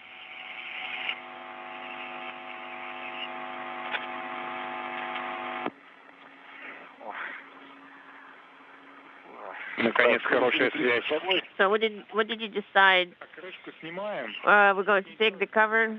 You can remove it, and what we're going to do with it, we're going to think about it for now. And how do we secure it on the wire tie? Yes, secure it to the wire tie on your adjustable tether or on your red. Okay, sounds good.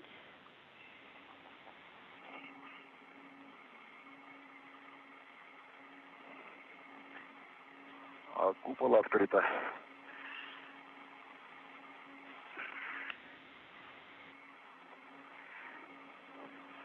Так, готов adjustable. Так, I'm ready with the adjustable tether. Немножко распущу еще. Okay, let me loosen it up a little. I'm not able to translate over there. Так, есть. Отлично. Okay, I got it. Great. I'm going to pull out the cable from this disc.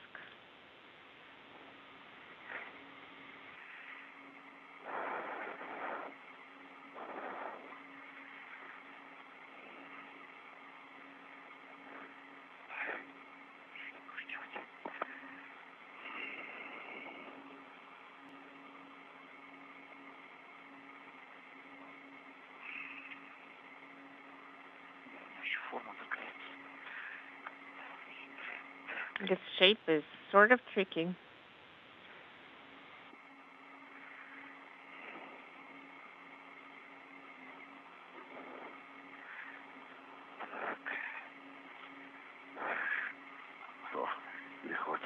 Okay, I got it.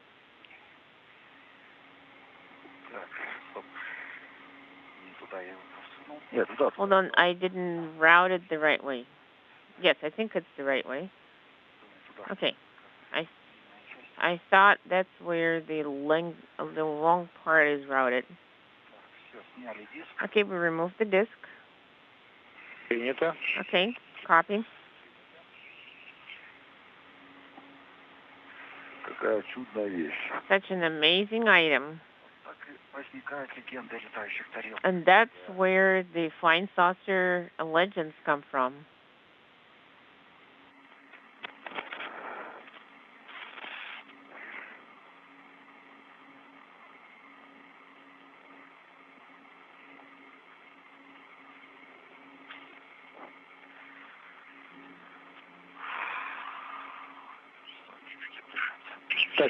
Let me catch my breath. Peter, you're working the entire eclipse. Do you need to catch your breath? Well, yes, I need a minute or two to catch my breath. Okay, that's fine. Go ahead and catch your breath. I am going to tie up this bundle neatly.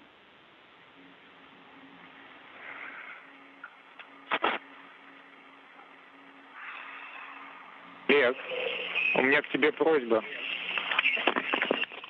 I have a request for you. From your location, can you assess how the SM-MLM2 bundle is going to go? How the translation path is going to look like with the path for cable routing? Well, can you remind me briefly where we're going to have to translate from the gap center?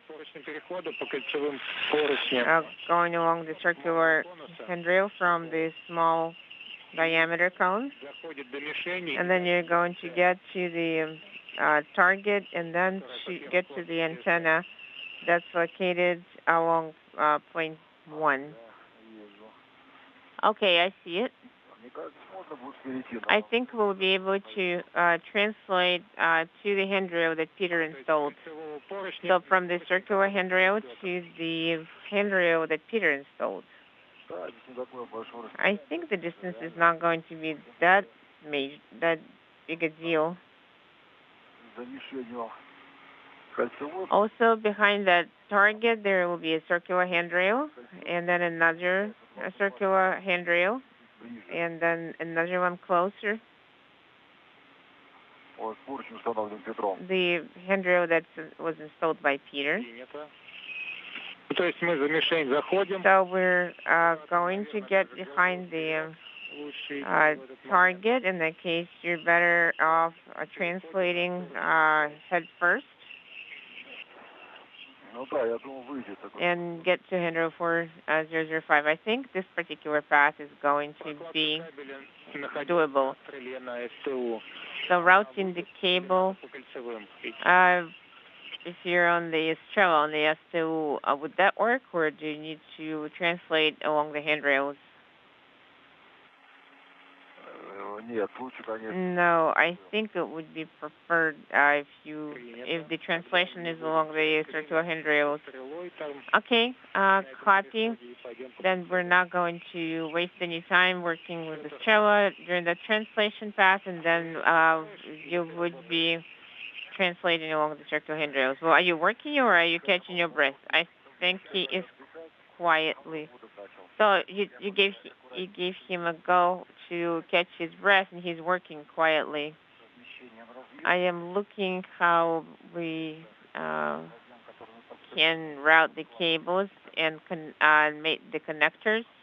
I think the connector can go under the MLI flap. I am hoping we won't need to cut a bunch of slide wires to make the cable.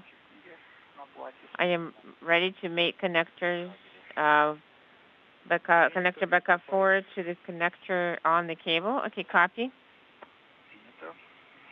You can start. Okay, copy. The contact field is looking good. Okay, let me before the inspection. So everything looks good. There's no FODs. Everything is fine near the socket. There's no FOD. The key is here near the sphere. Copy. Then you can make the connectors. There are 4 Ethernet cables. I confirm.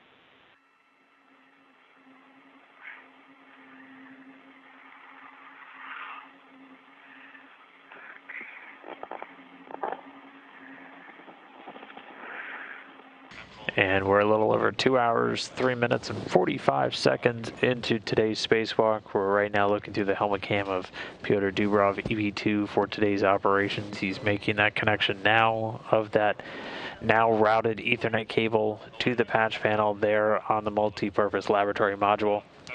Just prior to this, they were able to get that cable reel cover off, and the teams here on the ground still talking the ultimate fate of that cable reel cover, if it will be jettisoned or temporarily stowed on board the station itself. The original plan called for the entire cable reel to be jettisoned following the successful routing and connection.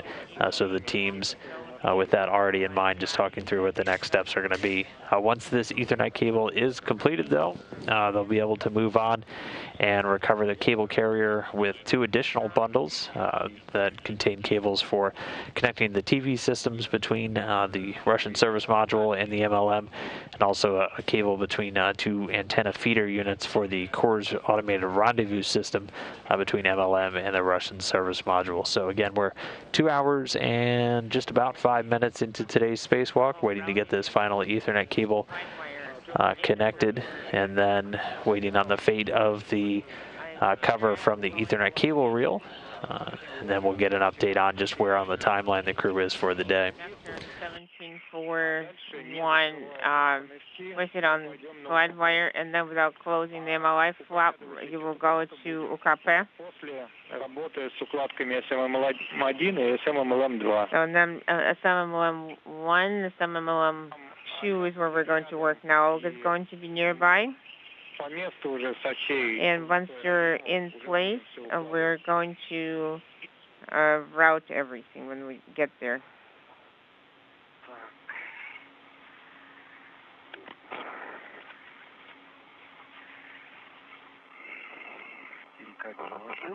I routed the cable. I'm going to place it on the slide wire 14.1.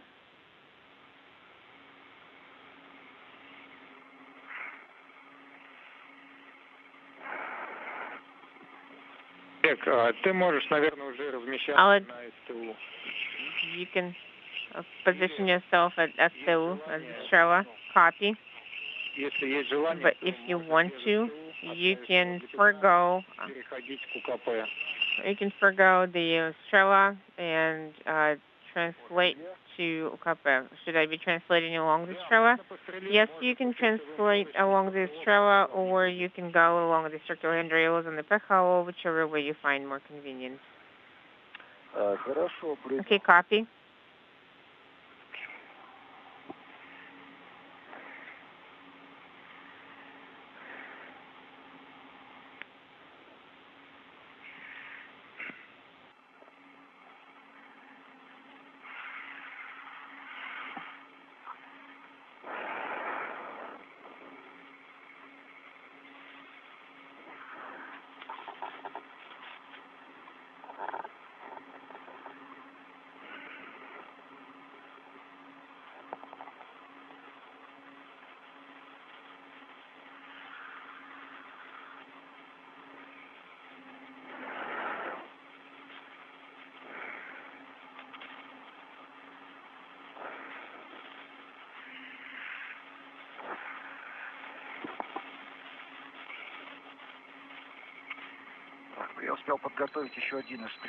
I managed to prepare one of those 3 connectors that are still left.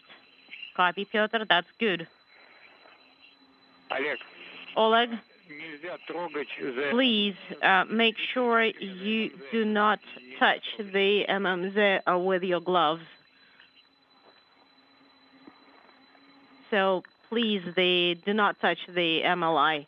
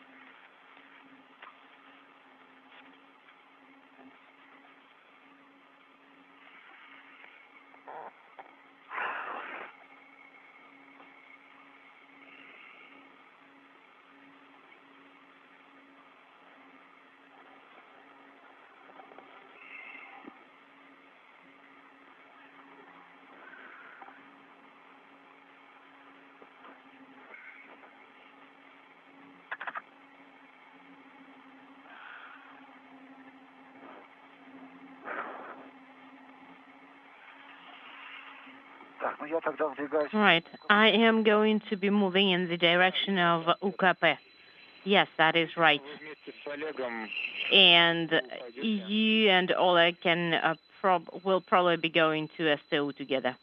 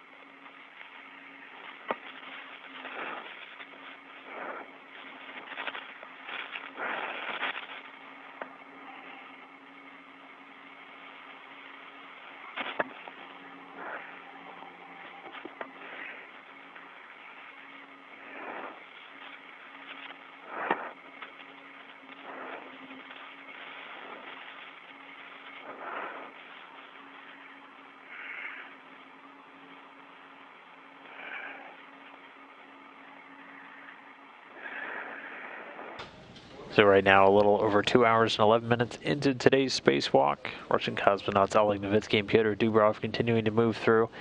Right now, about 20 to 30 minutes down on the timeline, as right now Pyotr Dubrov is working to finish connecting that Ethernet cable, linking up the multi-purpose laboratory module on the Russian segment with the U.S. segment, giving a redundant data path for upcoming payloads and also control of the European robotic arm. Meanwhile, looking through the helmet camera of Oleg Novitsky here as he's making his way back up to the Poisk module. Pretty soon he's going to be working to retrieve the next two cable bundles from a cable carrier stowed right outside, and those will be the next series of cables that they'll be routing, and they'll include cables linking the TV systems between the service module and the MLM systems, another Ethernet patch cable just to complete this linking of the MLM to the US OS segment on the space station, and also a cable connecting the core's antenna feeder units on both the Russian service module and the multi-purpose laboratory module. So we can see he's just about up there. He's getting a look now at Pyotr Dubrov, who's still at that patch panel on MLM. So just working with all the routing done to get that cable connected.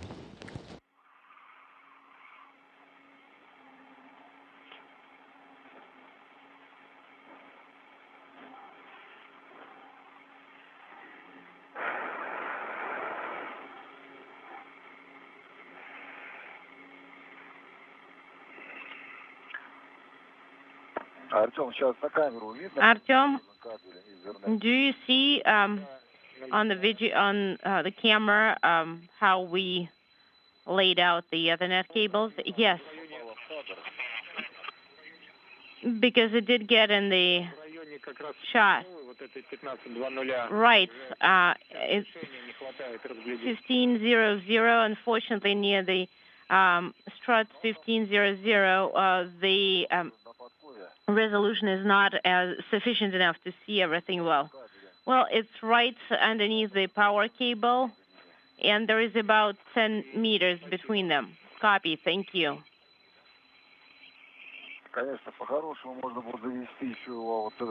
And we should probably have been moved and brought over a holder for cable bundles. Well, we have a better plan for it. It's not to secure cables, unfortunately. All right, well, so be it. These are on FGB on plane 3, so that you can move to not using the Strela, but using the reel. Copy, understood. Thank you. All right, I am on STO. Copy. And I'm starting my movement. Stand by 1. Oleg. Pyotr. Just wanted to ask if you wanted to secure everything there, and while Oleg is moving with the cable so that you don't have to drag the cables all the way. Well, maybe we can actually secure it to STU. Let's do that. Let's secure it to STU, and then Oleg is going to grab the crew lock bag. All right, let me move over to STU. The reel is right next to us, and I will use the leer. What do you think, Artyom? Well, you can use STU together. Well, maybe Pyotr doesn't need to go all the way. I will hand the cable bundle over to him, And that will be it. It will... Maybe I should just grab the crew lock bag and I'll get there sooner. I think I will keep the crew lock bag next to me all the time. Sounds good.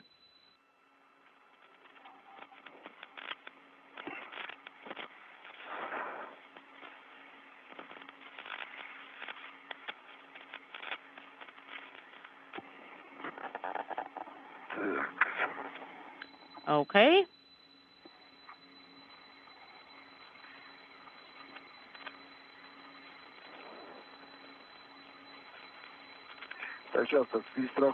So I am going to secure to the translation handrail.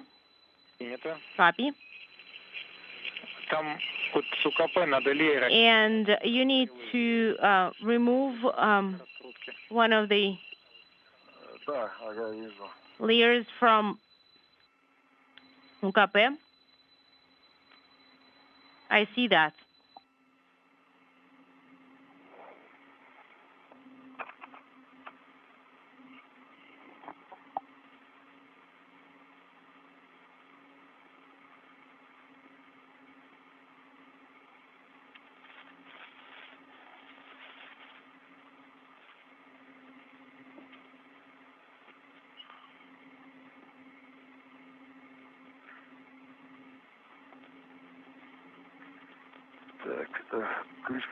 So the cover is secured. I have secured the cover.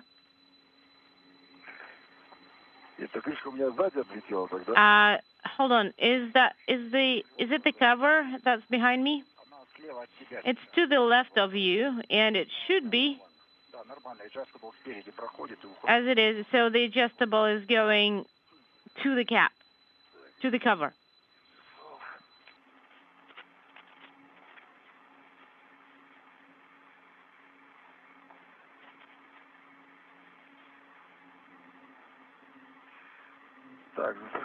All right, I am secure to the translation handrail and 33 and 32.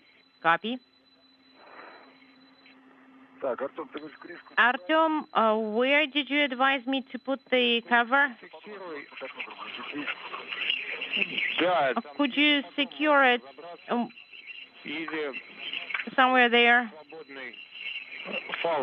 Use an empty red.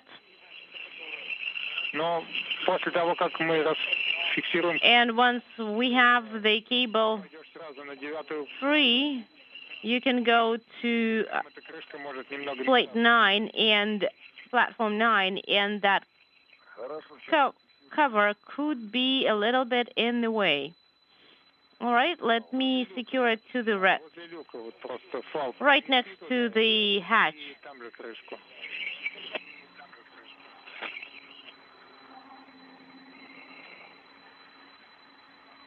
Можно на мобильное звено, если удобнее. To the mobile ring, if it's more convenient. Copy. And we are coming up now just 2 hours, 20 minutes into today's spacewalk. Both Pyotr Dubrov and Oleg Novitsky have now made their way back towards the initial stowage point just outside of the Poisk module, from which they exited when they began the spacewalk just 2 hours, 20 minutes ago.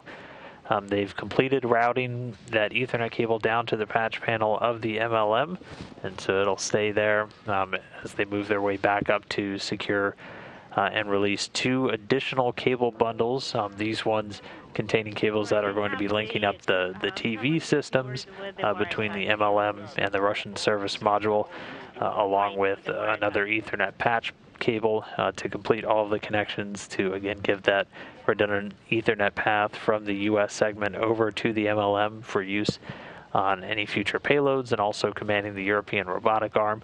There's also going to be a cable that's going to link antenna feeder units between the Kors-P, the Kors Automated Rendezvous Systems, on the Russian Zvezda service module, and on MLM. So their first step is to just release those cable bundles from their temporary spot on the cable carrier. Oleg Novitsky is going to stay up near the Poisk module, and he's actually going to move over closer to the Russian service module, where he's going to check the connection points while Pyotr Dubrov takes the cable bundle and moves it down to the multipurpose laboratory module. Once he gets all the way down, they're gonna pause and make sure they have enough slack on either end to make the necessary connections between the two, and they'll be securing these cables in place on several handrails with wire ties along the way, just to keep things as neat and tidy as possible. But it is pretty difficult, as you can see. A lot of cables, a lot of components on the outside of the space station. But we are about 20 minutes or so down on the timeline. The crew did run into an issue, which you can see a metal disc right there. That's the cover from the Ethernet cable reel that they were originally supposed to jettison shortly after the final routing task. They're going to secure that cable cover here for the time being, and then at the end of the spacewalk, when they have a couple of other multi-layer insulation covers that they were going to jettison, the plan now is to also jettison that cover with those. Going to translate to the circumference handrails. Well, the Strela is very close, and let me think what works best. And then from anyway, next to the target, you will need to move to STU anyway. So move behind the target and then get to 4005. It should be the handrail that's named after you. Yep, and it's convenient. It's not too far to go. So, adjustable. Oh, no, that's retractable tether should be probably connected to the crew lock bag. Was it in any way useful on platform 17? I should say so. After I installed it, it would get back, and I could use it. It was very, very convenient. I could use it, and it would come back every time pretty fast.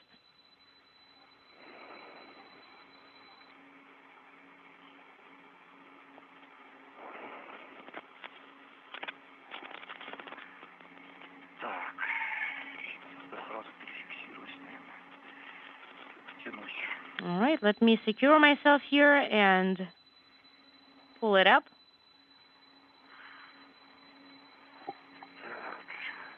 Okay. I will, if I get myself secured here, then I wouldn't be able to switch to the cable.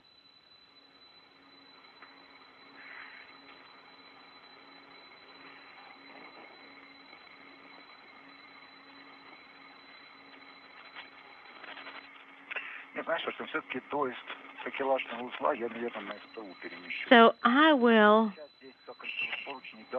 go to STU, and I think it's going to be more difficult to secure myself there. So that's why I'm thinking that I should go there from the attachment fixture.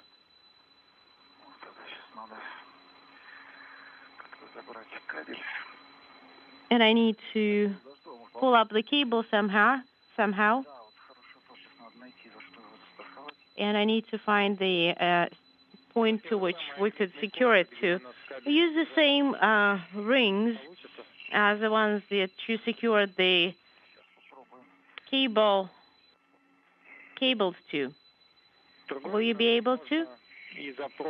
And you can actually use the wire ties too that you used on SMMLM1.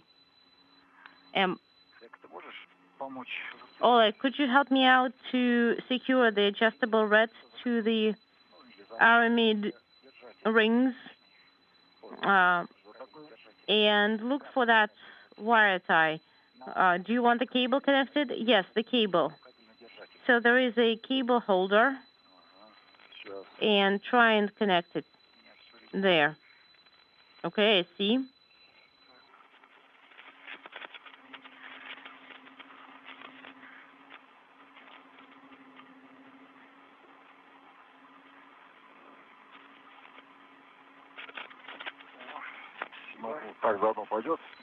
Will it do? Yes.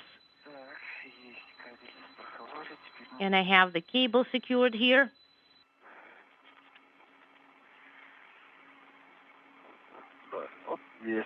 I have one secured. Strela is a little bit in the way here. I have the second one secured. Great. And the cable is secured.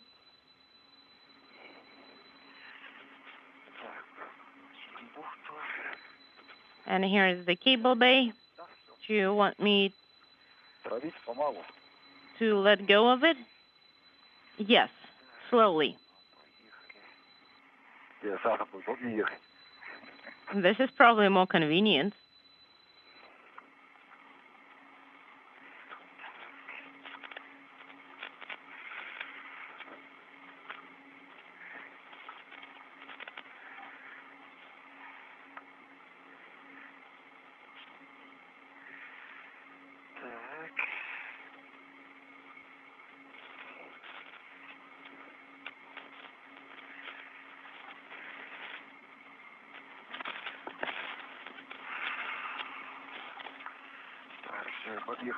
Okay, I got to those circumference ring handrails, and I need to secure myself to them. Copy.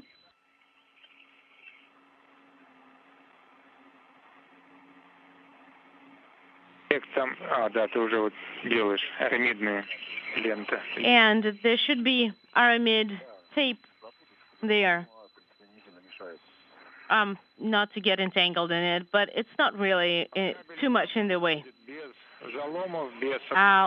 Could you check the cable whether there are any bends or kinks there? No, it looks as if it were new. Looks really well, really good. Copy.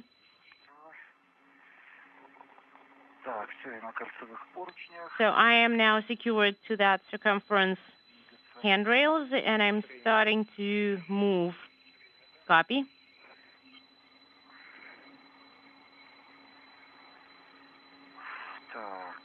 Okay. The target, passing the target.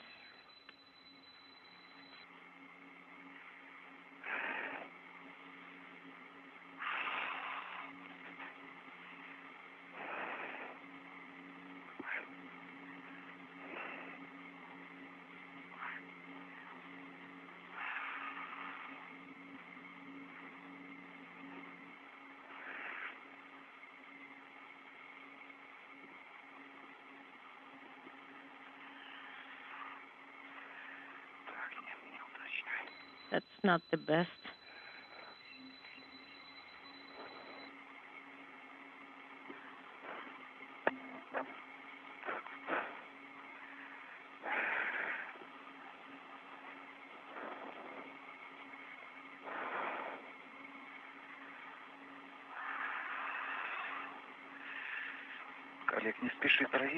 A little over 2 hours, 30 minutes into today's spacewalk, Oleg Novitsky and Pyotr Dubrov continuing to work. They completed a couple of their first major tasks of the day, with Dubrov able to install 3 new handrails along the Russian multi-purpose laboratory module. The pair of them worked together to finish routing and mating an Ethernet cable that had previously been almost routed to the MLM, getting it kind of the last mile and then getting it connected. They did run into a couple of issues with the cable reel itself. So Oleg Novitsky was able to take the cover off the reel and take the cable out and continue routing it. That cable reel was originally set to be jettisoned shortly after the completion of the cable routing, but for now the cable reel itself is still installed in place in a handrail, and then the cover right now is planned to be jettisoned at the end of today's spacewalk, along with some other previously planned multi-layer insulation covers that were set to be jettisoned by the cosmonauts. So we'll see that flat disk make a reappearance later on in today's spacewalk. For now, though, they're moving to release and begin routing 2 additional cable bundles that have been sewed outside of the Poise module since the beginning of today's spacewalk. These will include another Ethernet patch cable that's going to link up interfaces between the Russian service module and the MLM. Also 2 cables connecting the 2 modules' TV systems, and then 1 linking up the cores systems on both of these modules that cores use for the automated rendezvous and docking of visiting Russian spacecraft, including the Progress and the crewed Soyuz vehicles. So the crew is still about 20 to 30 minutes, give or take, down on their timeline. Again, today's spacewalk originally planned to last just shy of 6 hours and 30 minutes.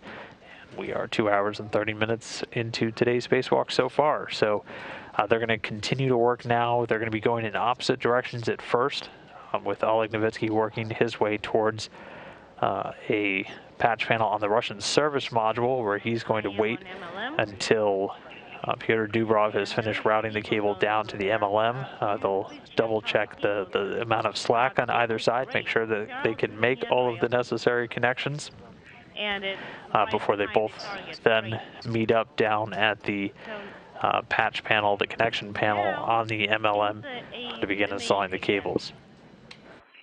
Right.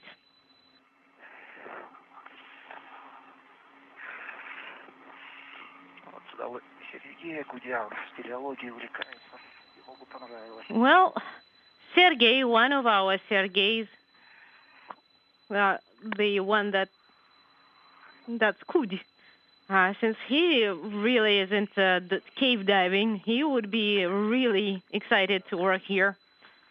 That is true.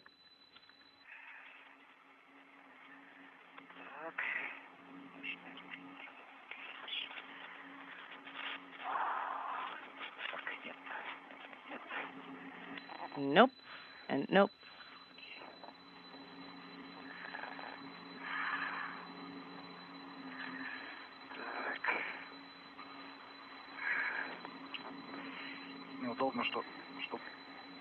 It's really inconvenient that I have to translate 3 times, to there and back and to there again.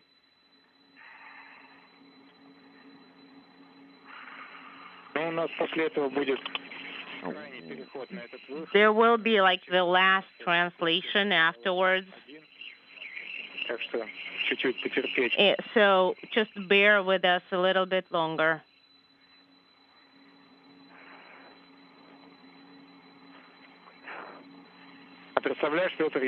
Further, can you imagine if you had failed to install that handrail? I have no idea how to move the reel here unless I jump. Or maybe you can move it over the handrails. And it's caught here somewhere. I see the crew lock bag, but I don't see the cable. The cable is right behind you now. Is it catching the antenna? No, it's not. But it's caught under BRTI a little bit. So it's down there.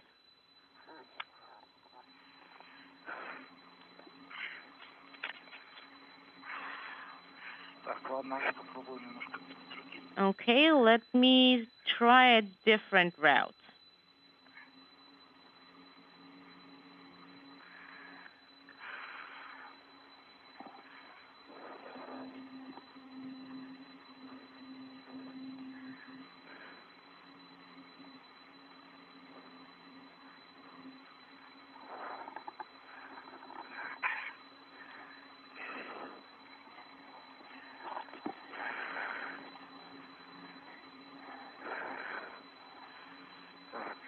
Okay, I have translated to there.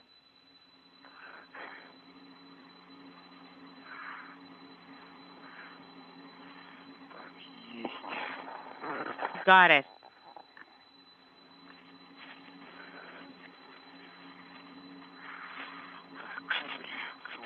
I got the crew lock bag. Everything's in place.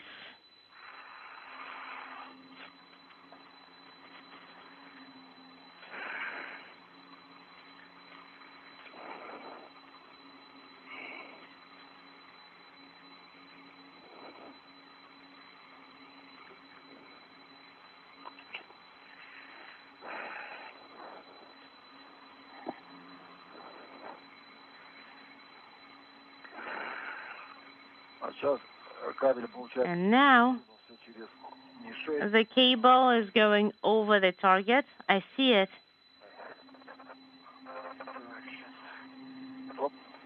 Right, and got it.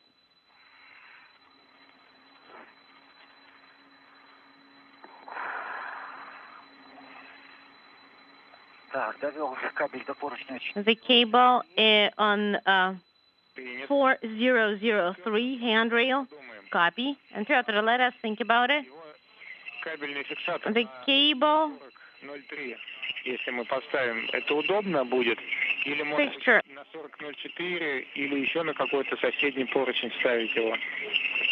Вот по трассе, как он пролегает. Мне кажется, если ставить, то лучше на 4.03, причем как можно ближиваться к грибку, к краю. Принято. I think it's 403 and 404. Could you check if that's where you can secure the cable clamp there? I think 403 as close to the handrail would be the best. Let me try. Do you want to go even a little bit more to the right? Yes, because I wanted to have it on the handrail, so as far to the right as possible. Until I tell you to stop. Stop. And stop. Got it? Somewhat like this. If we connect like this, then we're going to have about at least half a meter of slack in case we need it. Copy. Then, Oleg, let's try and move the first cable clamp from and try and move it from platform 9. Can you do that? I don't see anything yet. I wanted to move this cable somewhere next to the wire ties. Maybe I could use something. Well, you can use the closest cuff, so to say, and then you can use the remains of the cable bay. And I'm installing cable clamp on 4003.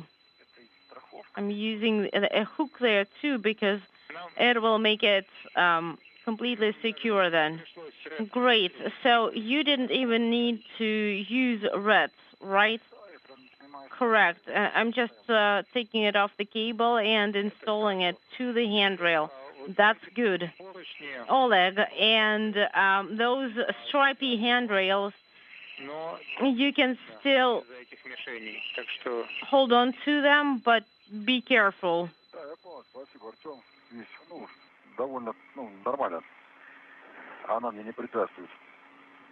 This looks good here. It's not in the way for me. It just helps to add extra security. Okay, copy. Okay, so I need to remove the cable from the clamp.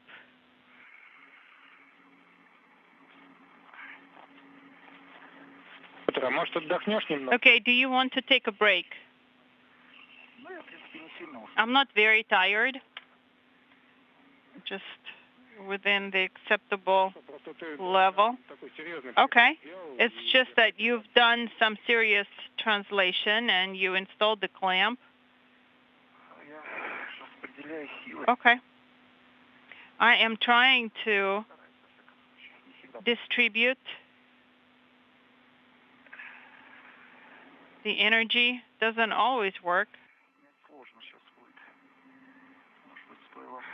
Петр, раз сложно, тогда давай. Peter, if it is difficult, then don't worry about it.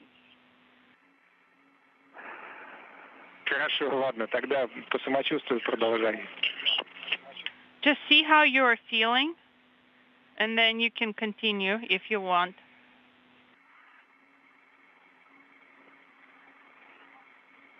В кабельном держателе For the cable clamp, once you drag through and route the cable, do not clamp it. Because when Oleg will be installing the cables through the clamps, there should be additional slack. So you'll need to address that as well. Okay, copy.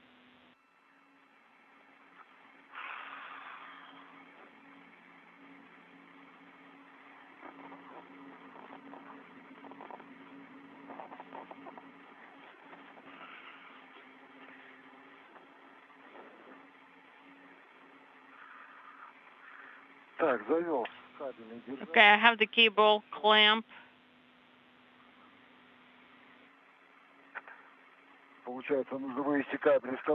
Now I need to pull the cable from the reel and then translate down, yes, to plate 9. And then we'll be working with with connector 9-11. Got it.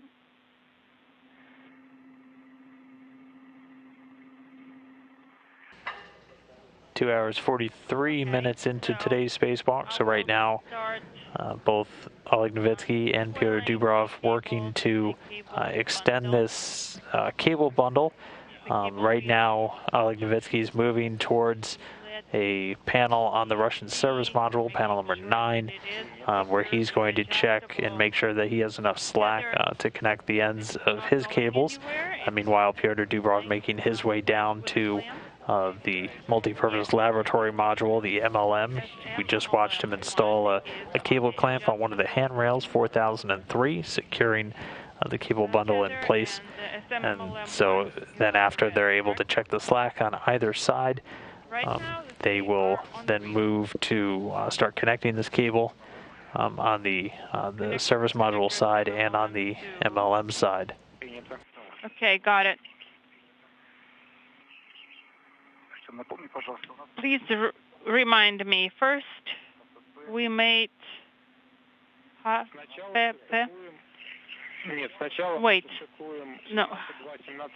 We made 17-1, 17-2. Those are the high-frequency one. Now from the MLM kit, the sequence of installation is not that important, but we need 356, and then 31 needs to be stowed. Copy. So my adjustable tether is attached to 17.5, which is probably not ideal because I will need to spread it out, uncoil it. Yes, use a different one. That's correct. Okay, copy that. I have the cable retrieved from the bag. Got it, Oleg. Now you need to translate to plate 9.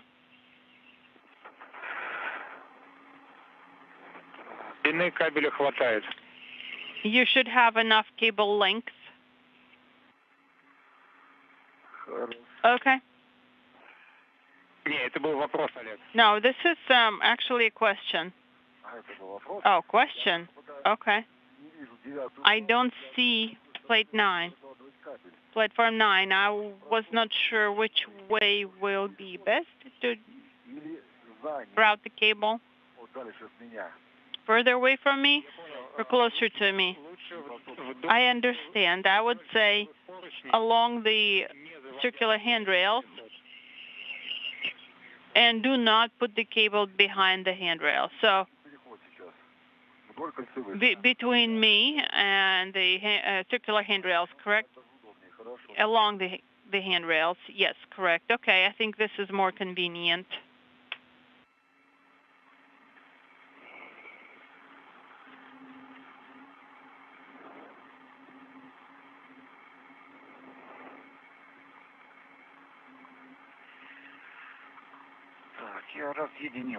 I have taken off the bags, so one is attached to me using the adjustable tether.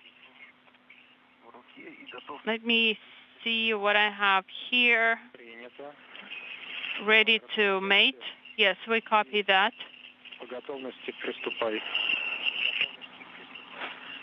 When you're ready, you can proceed. Yes, I don't know if I should do another attachment point here or one is enough with this. Well, I think you should add RET if possible. If it is not possible, then whatever you have is sufficient. Yes, I have a free RET.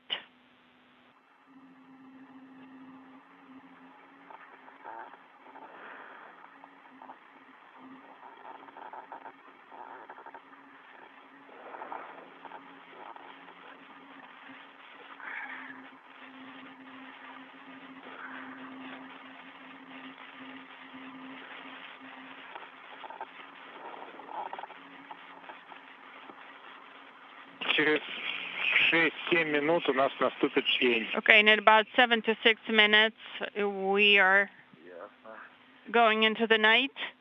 Got it?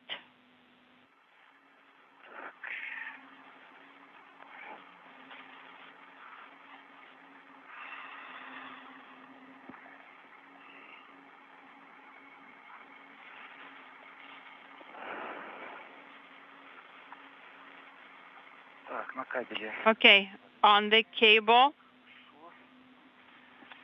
we have the lids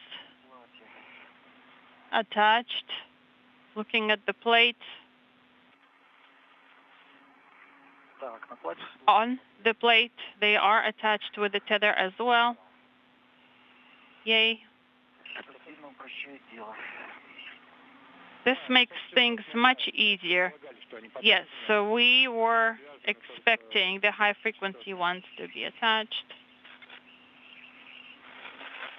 Looks good.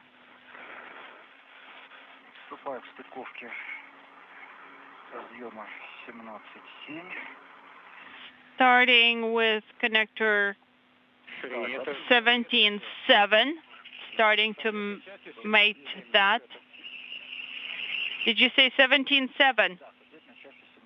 Yes, 17.7, no debris.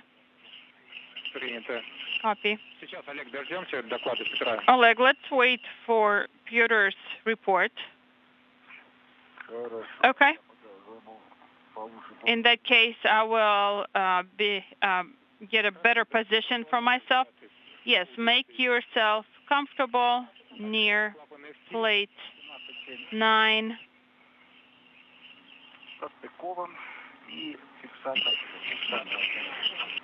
Okay, I have installed the clamp. Okay, then go to 1722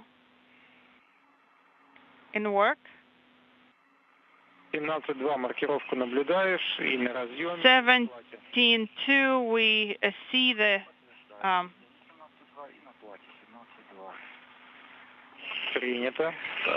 okay, I have opened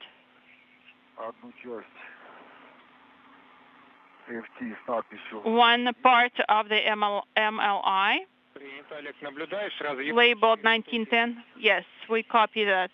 Are you seeing the bracket? Yeah, I think it's here.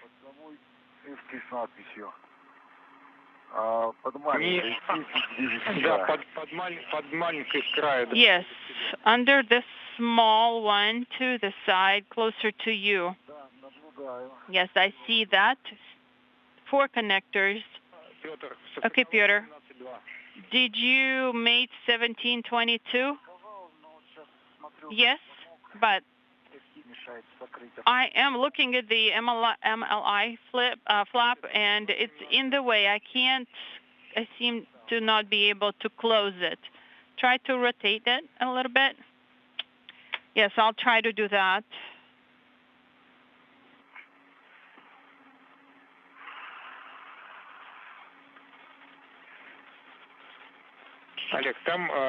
Oleg. Okay, which ones should I take, Pyotr or me or what? The slack will come from Pyotr. Okay.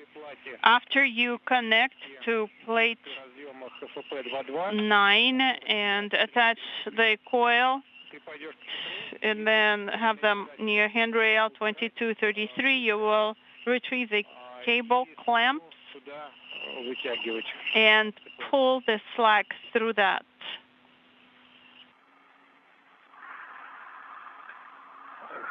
Okay.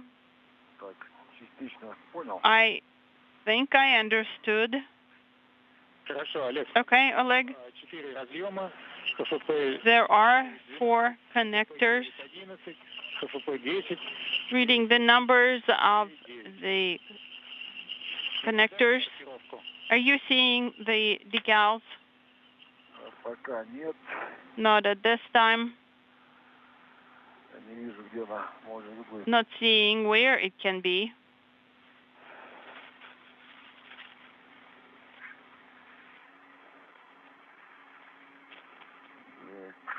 Okay. Anton, Artyom, can you tell me if you are receiving the video? So I see that it is signed. What number do we need? 911 is what we need. 9-11. The hook closed. We have 1 millimeter gap here. I think because of the tape that's attached to the lock, it's fairly thick. Okay, copy. Pyotr. It is too dark right now. We're going to be in total eclipse in about 1 minute. Pyotr, Oleg, don't hesitate to turn on Orlan lights when it's dark. We do have enough battery life. Okay. Right now we have good visibility. Maybe just for the camera? Yes, because from the camera we are seeing practically nothing. Okay, our connector HFP 9-11. Okay, so the markings on the cable, the decals, can you see that?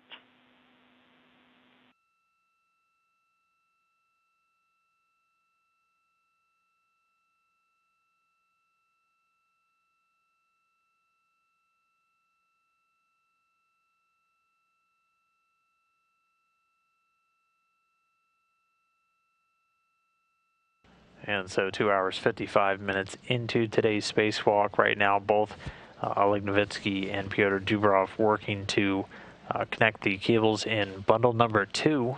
This one is focused on that connection between the core's automated rendezvous system between the MLM and the Russian service module.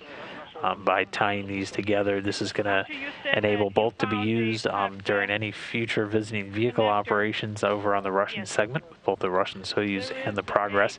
They'll be able to use the core's automated system on board the service module up until they get to a point called station keeping. That's typically when the spacecraft is lined up just in front of its final docking port before it begins final approach, and then control would be handed over to the cores on the MLM, the Russian Multi-Purpose Laboratory Module.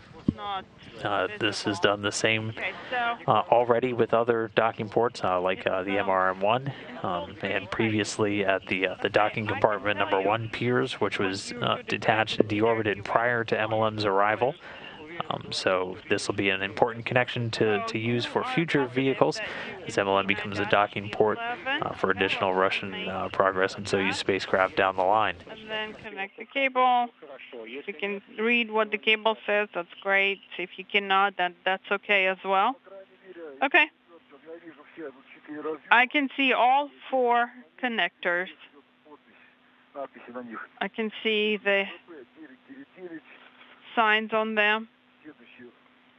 FP999, then FP9-10, then FP9-11, and then 9-12. Okay. So 9-11, go ahead and disconnect that. Disconnecting, copy. Okay, this connector that you will be mating, you will be mating to connector 911 with the SM-MLM2 with that bag. Okay, copy that, we'll do that.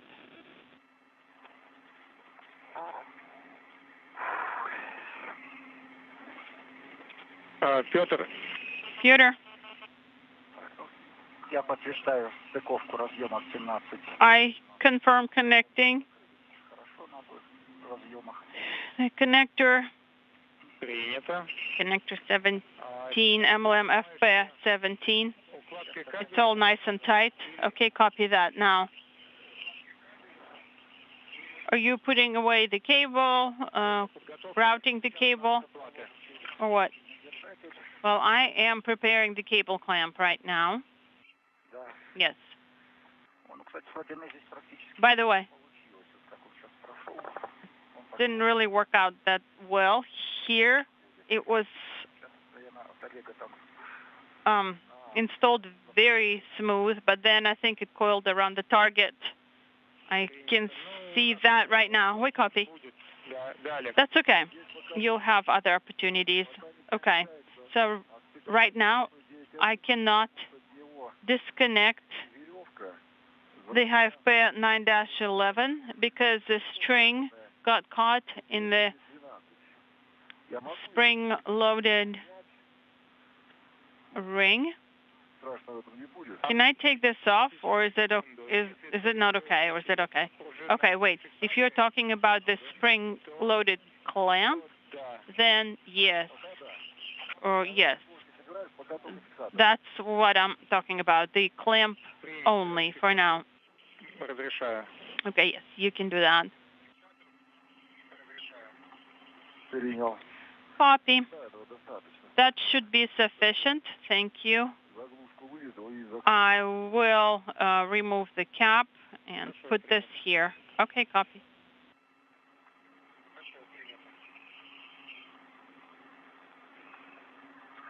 Так, 912 установлен на место фиксатор. Разъем не 912 has been installed. The clamp is installed. The connector never got disconnected. Okay, we copy. I demated the connector HFP 9-11, trying to find the markings on the cable. If it did exist at some point, I cannot see it. The cables are very thin. I cannot see the decals, the labeling.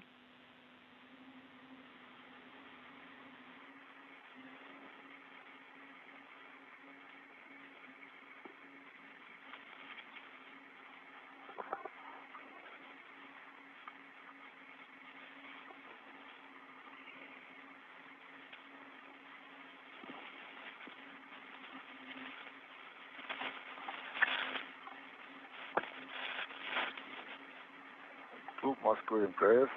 Mission Control Moscow, this is ISS. Yes, go ahead. Artyom, я отстыковал разъем. Artyom, I disconnected the connectors. I don't see any labels on it. You mean on the cable? Correct. And don't see any markings on the cable. Okay, we copy that. This is an old connector. It needs to be connected to connector 9-11 for the SM bag. Okay, you mean the one I have right now? Yes, the bag that you have currently. There are two connectors, one 2-2 and then 9-11. Got it. Okay. FN 2-2. 2-2 should be still on the cable coil. Yes, it is on the coil. And then the other one, the adjustable one.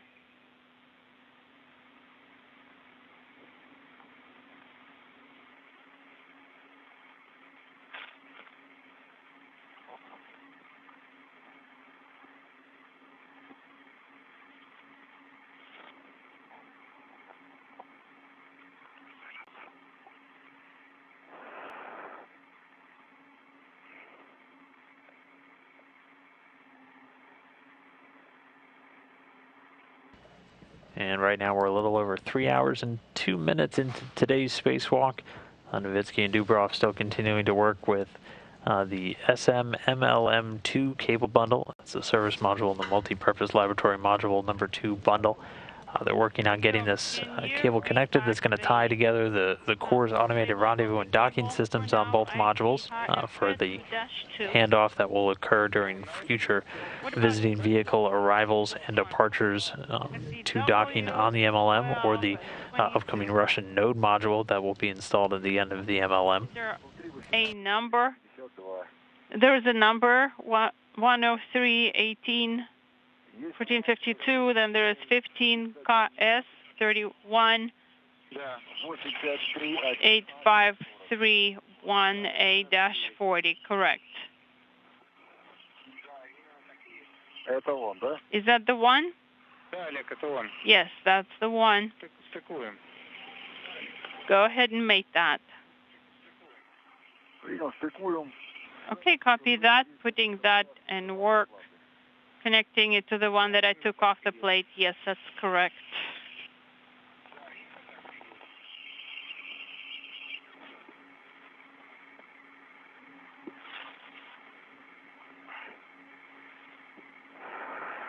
Так, состыковал, и стопорная пружинка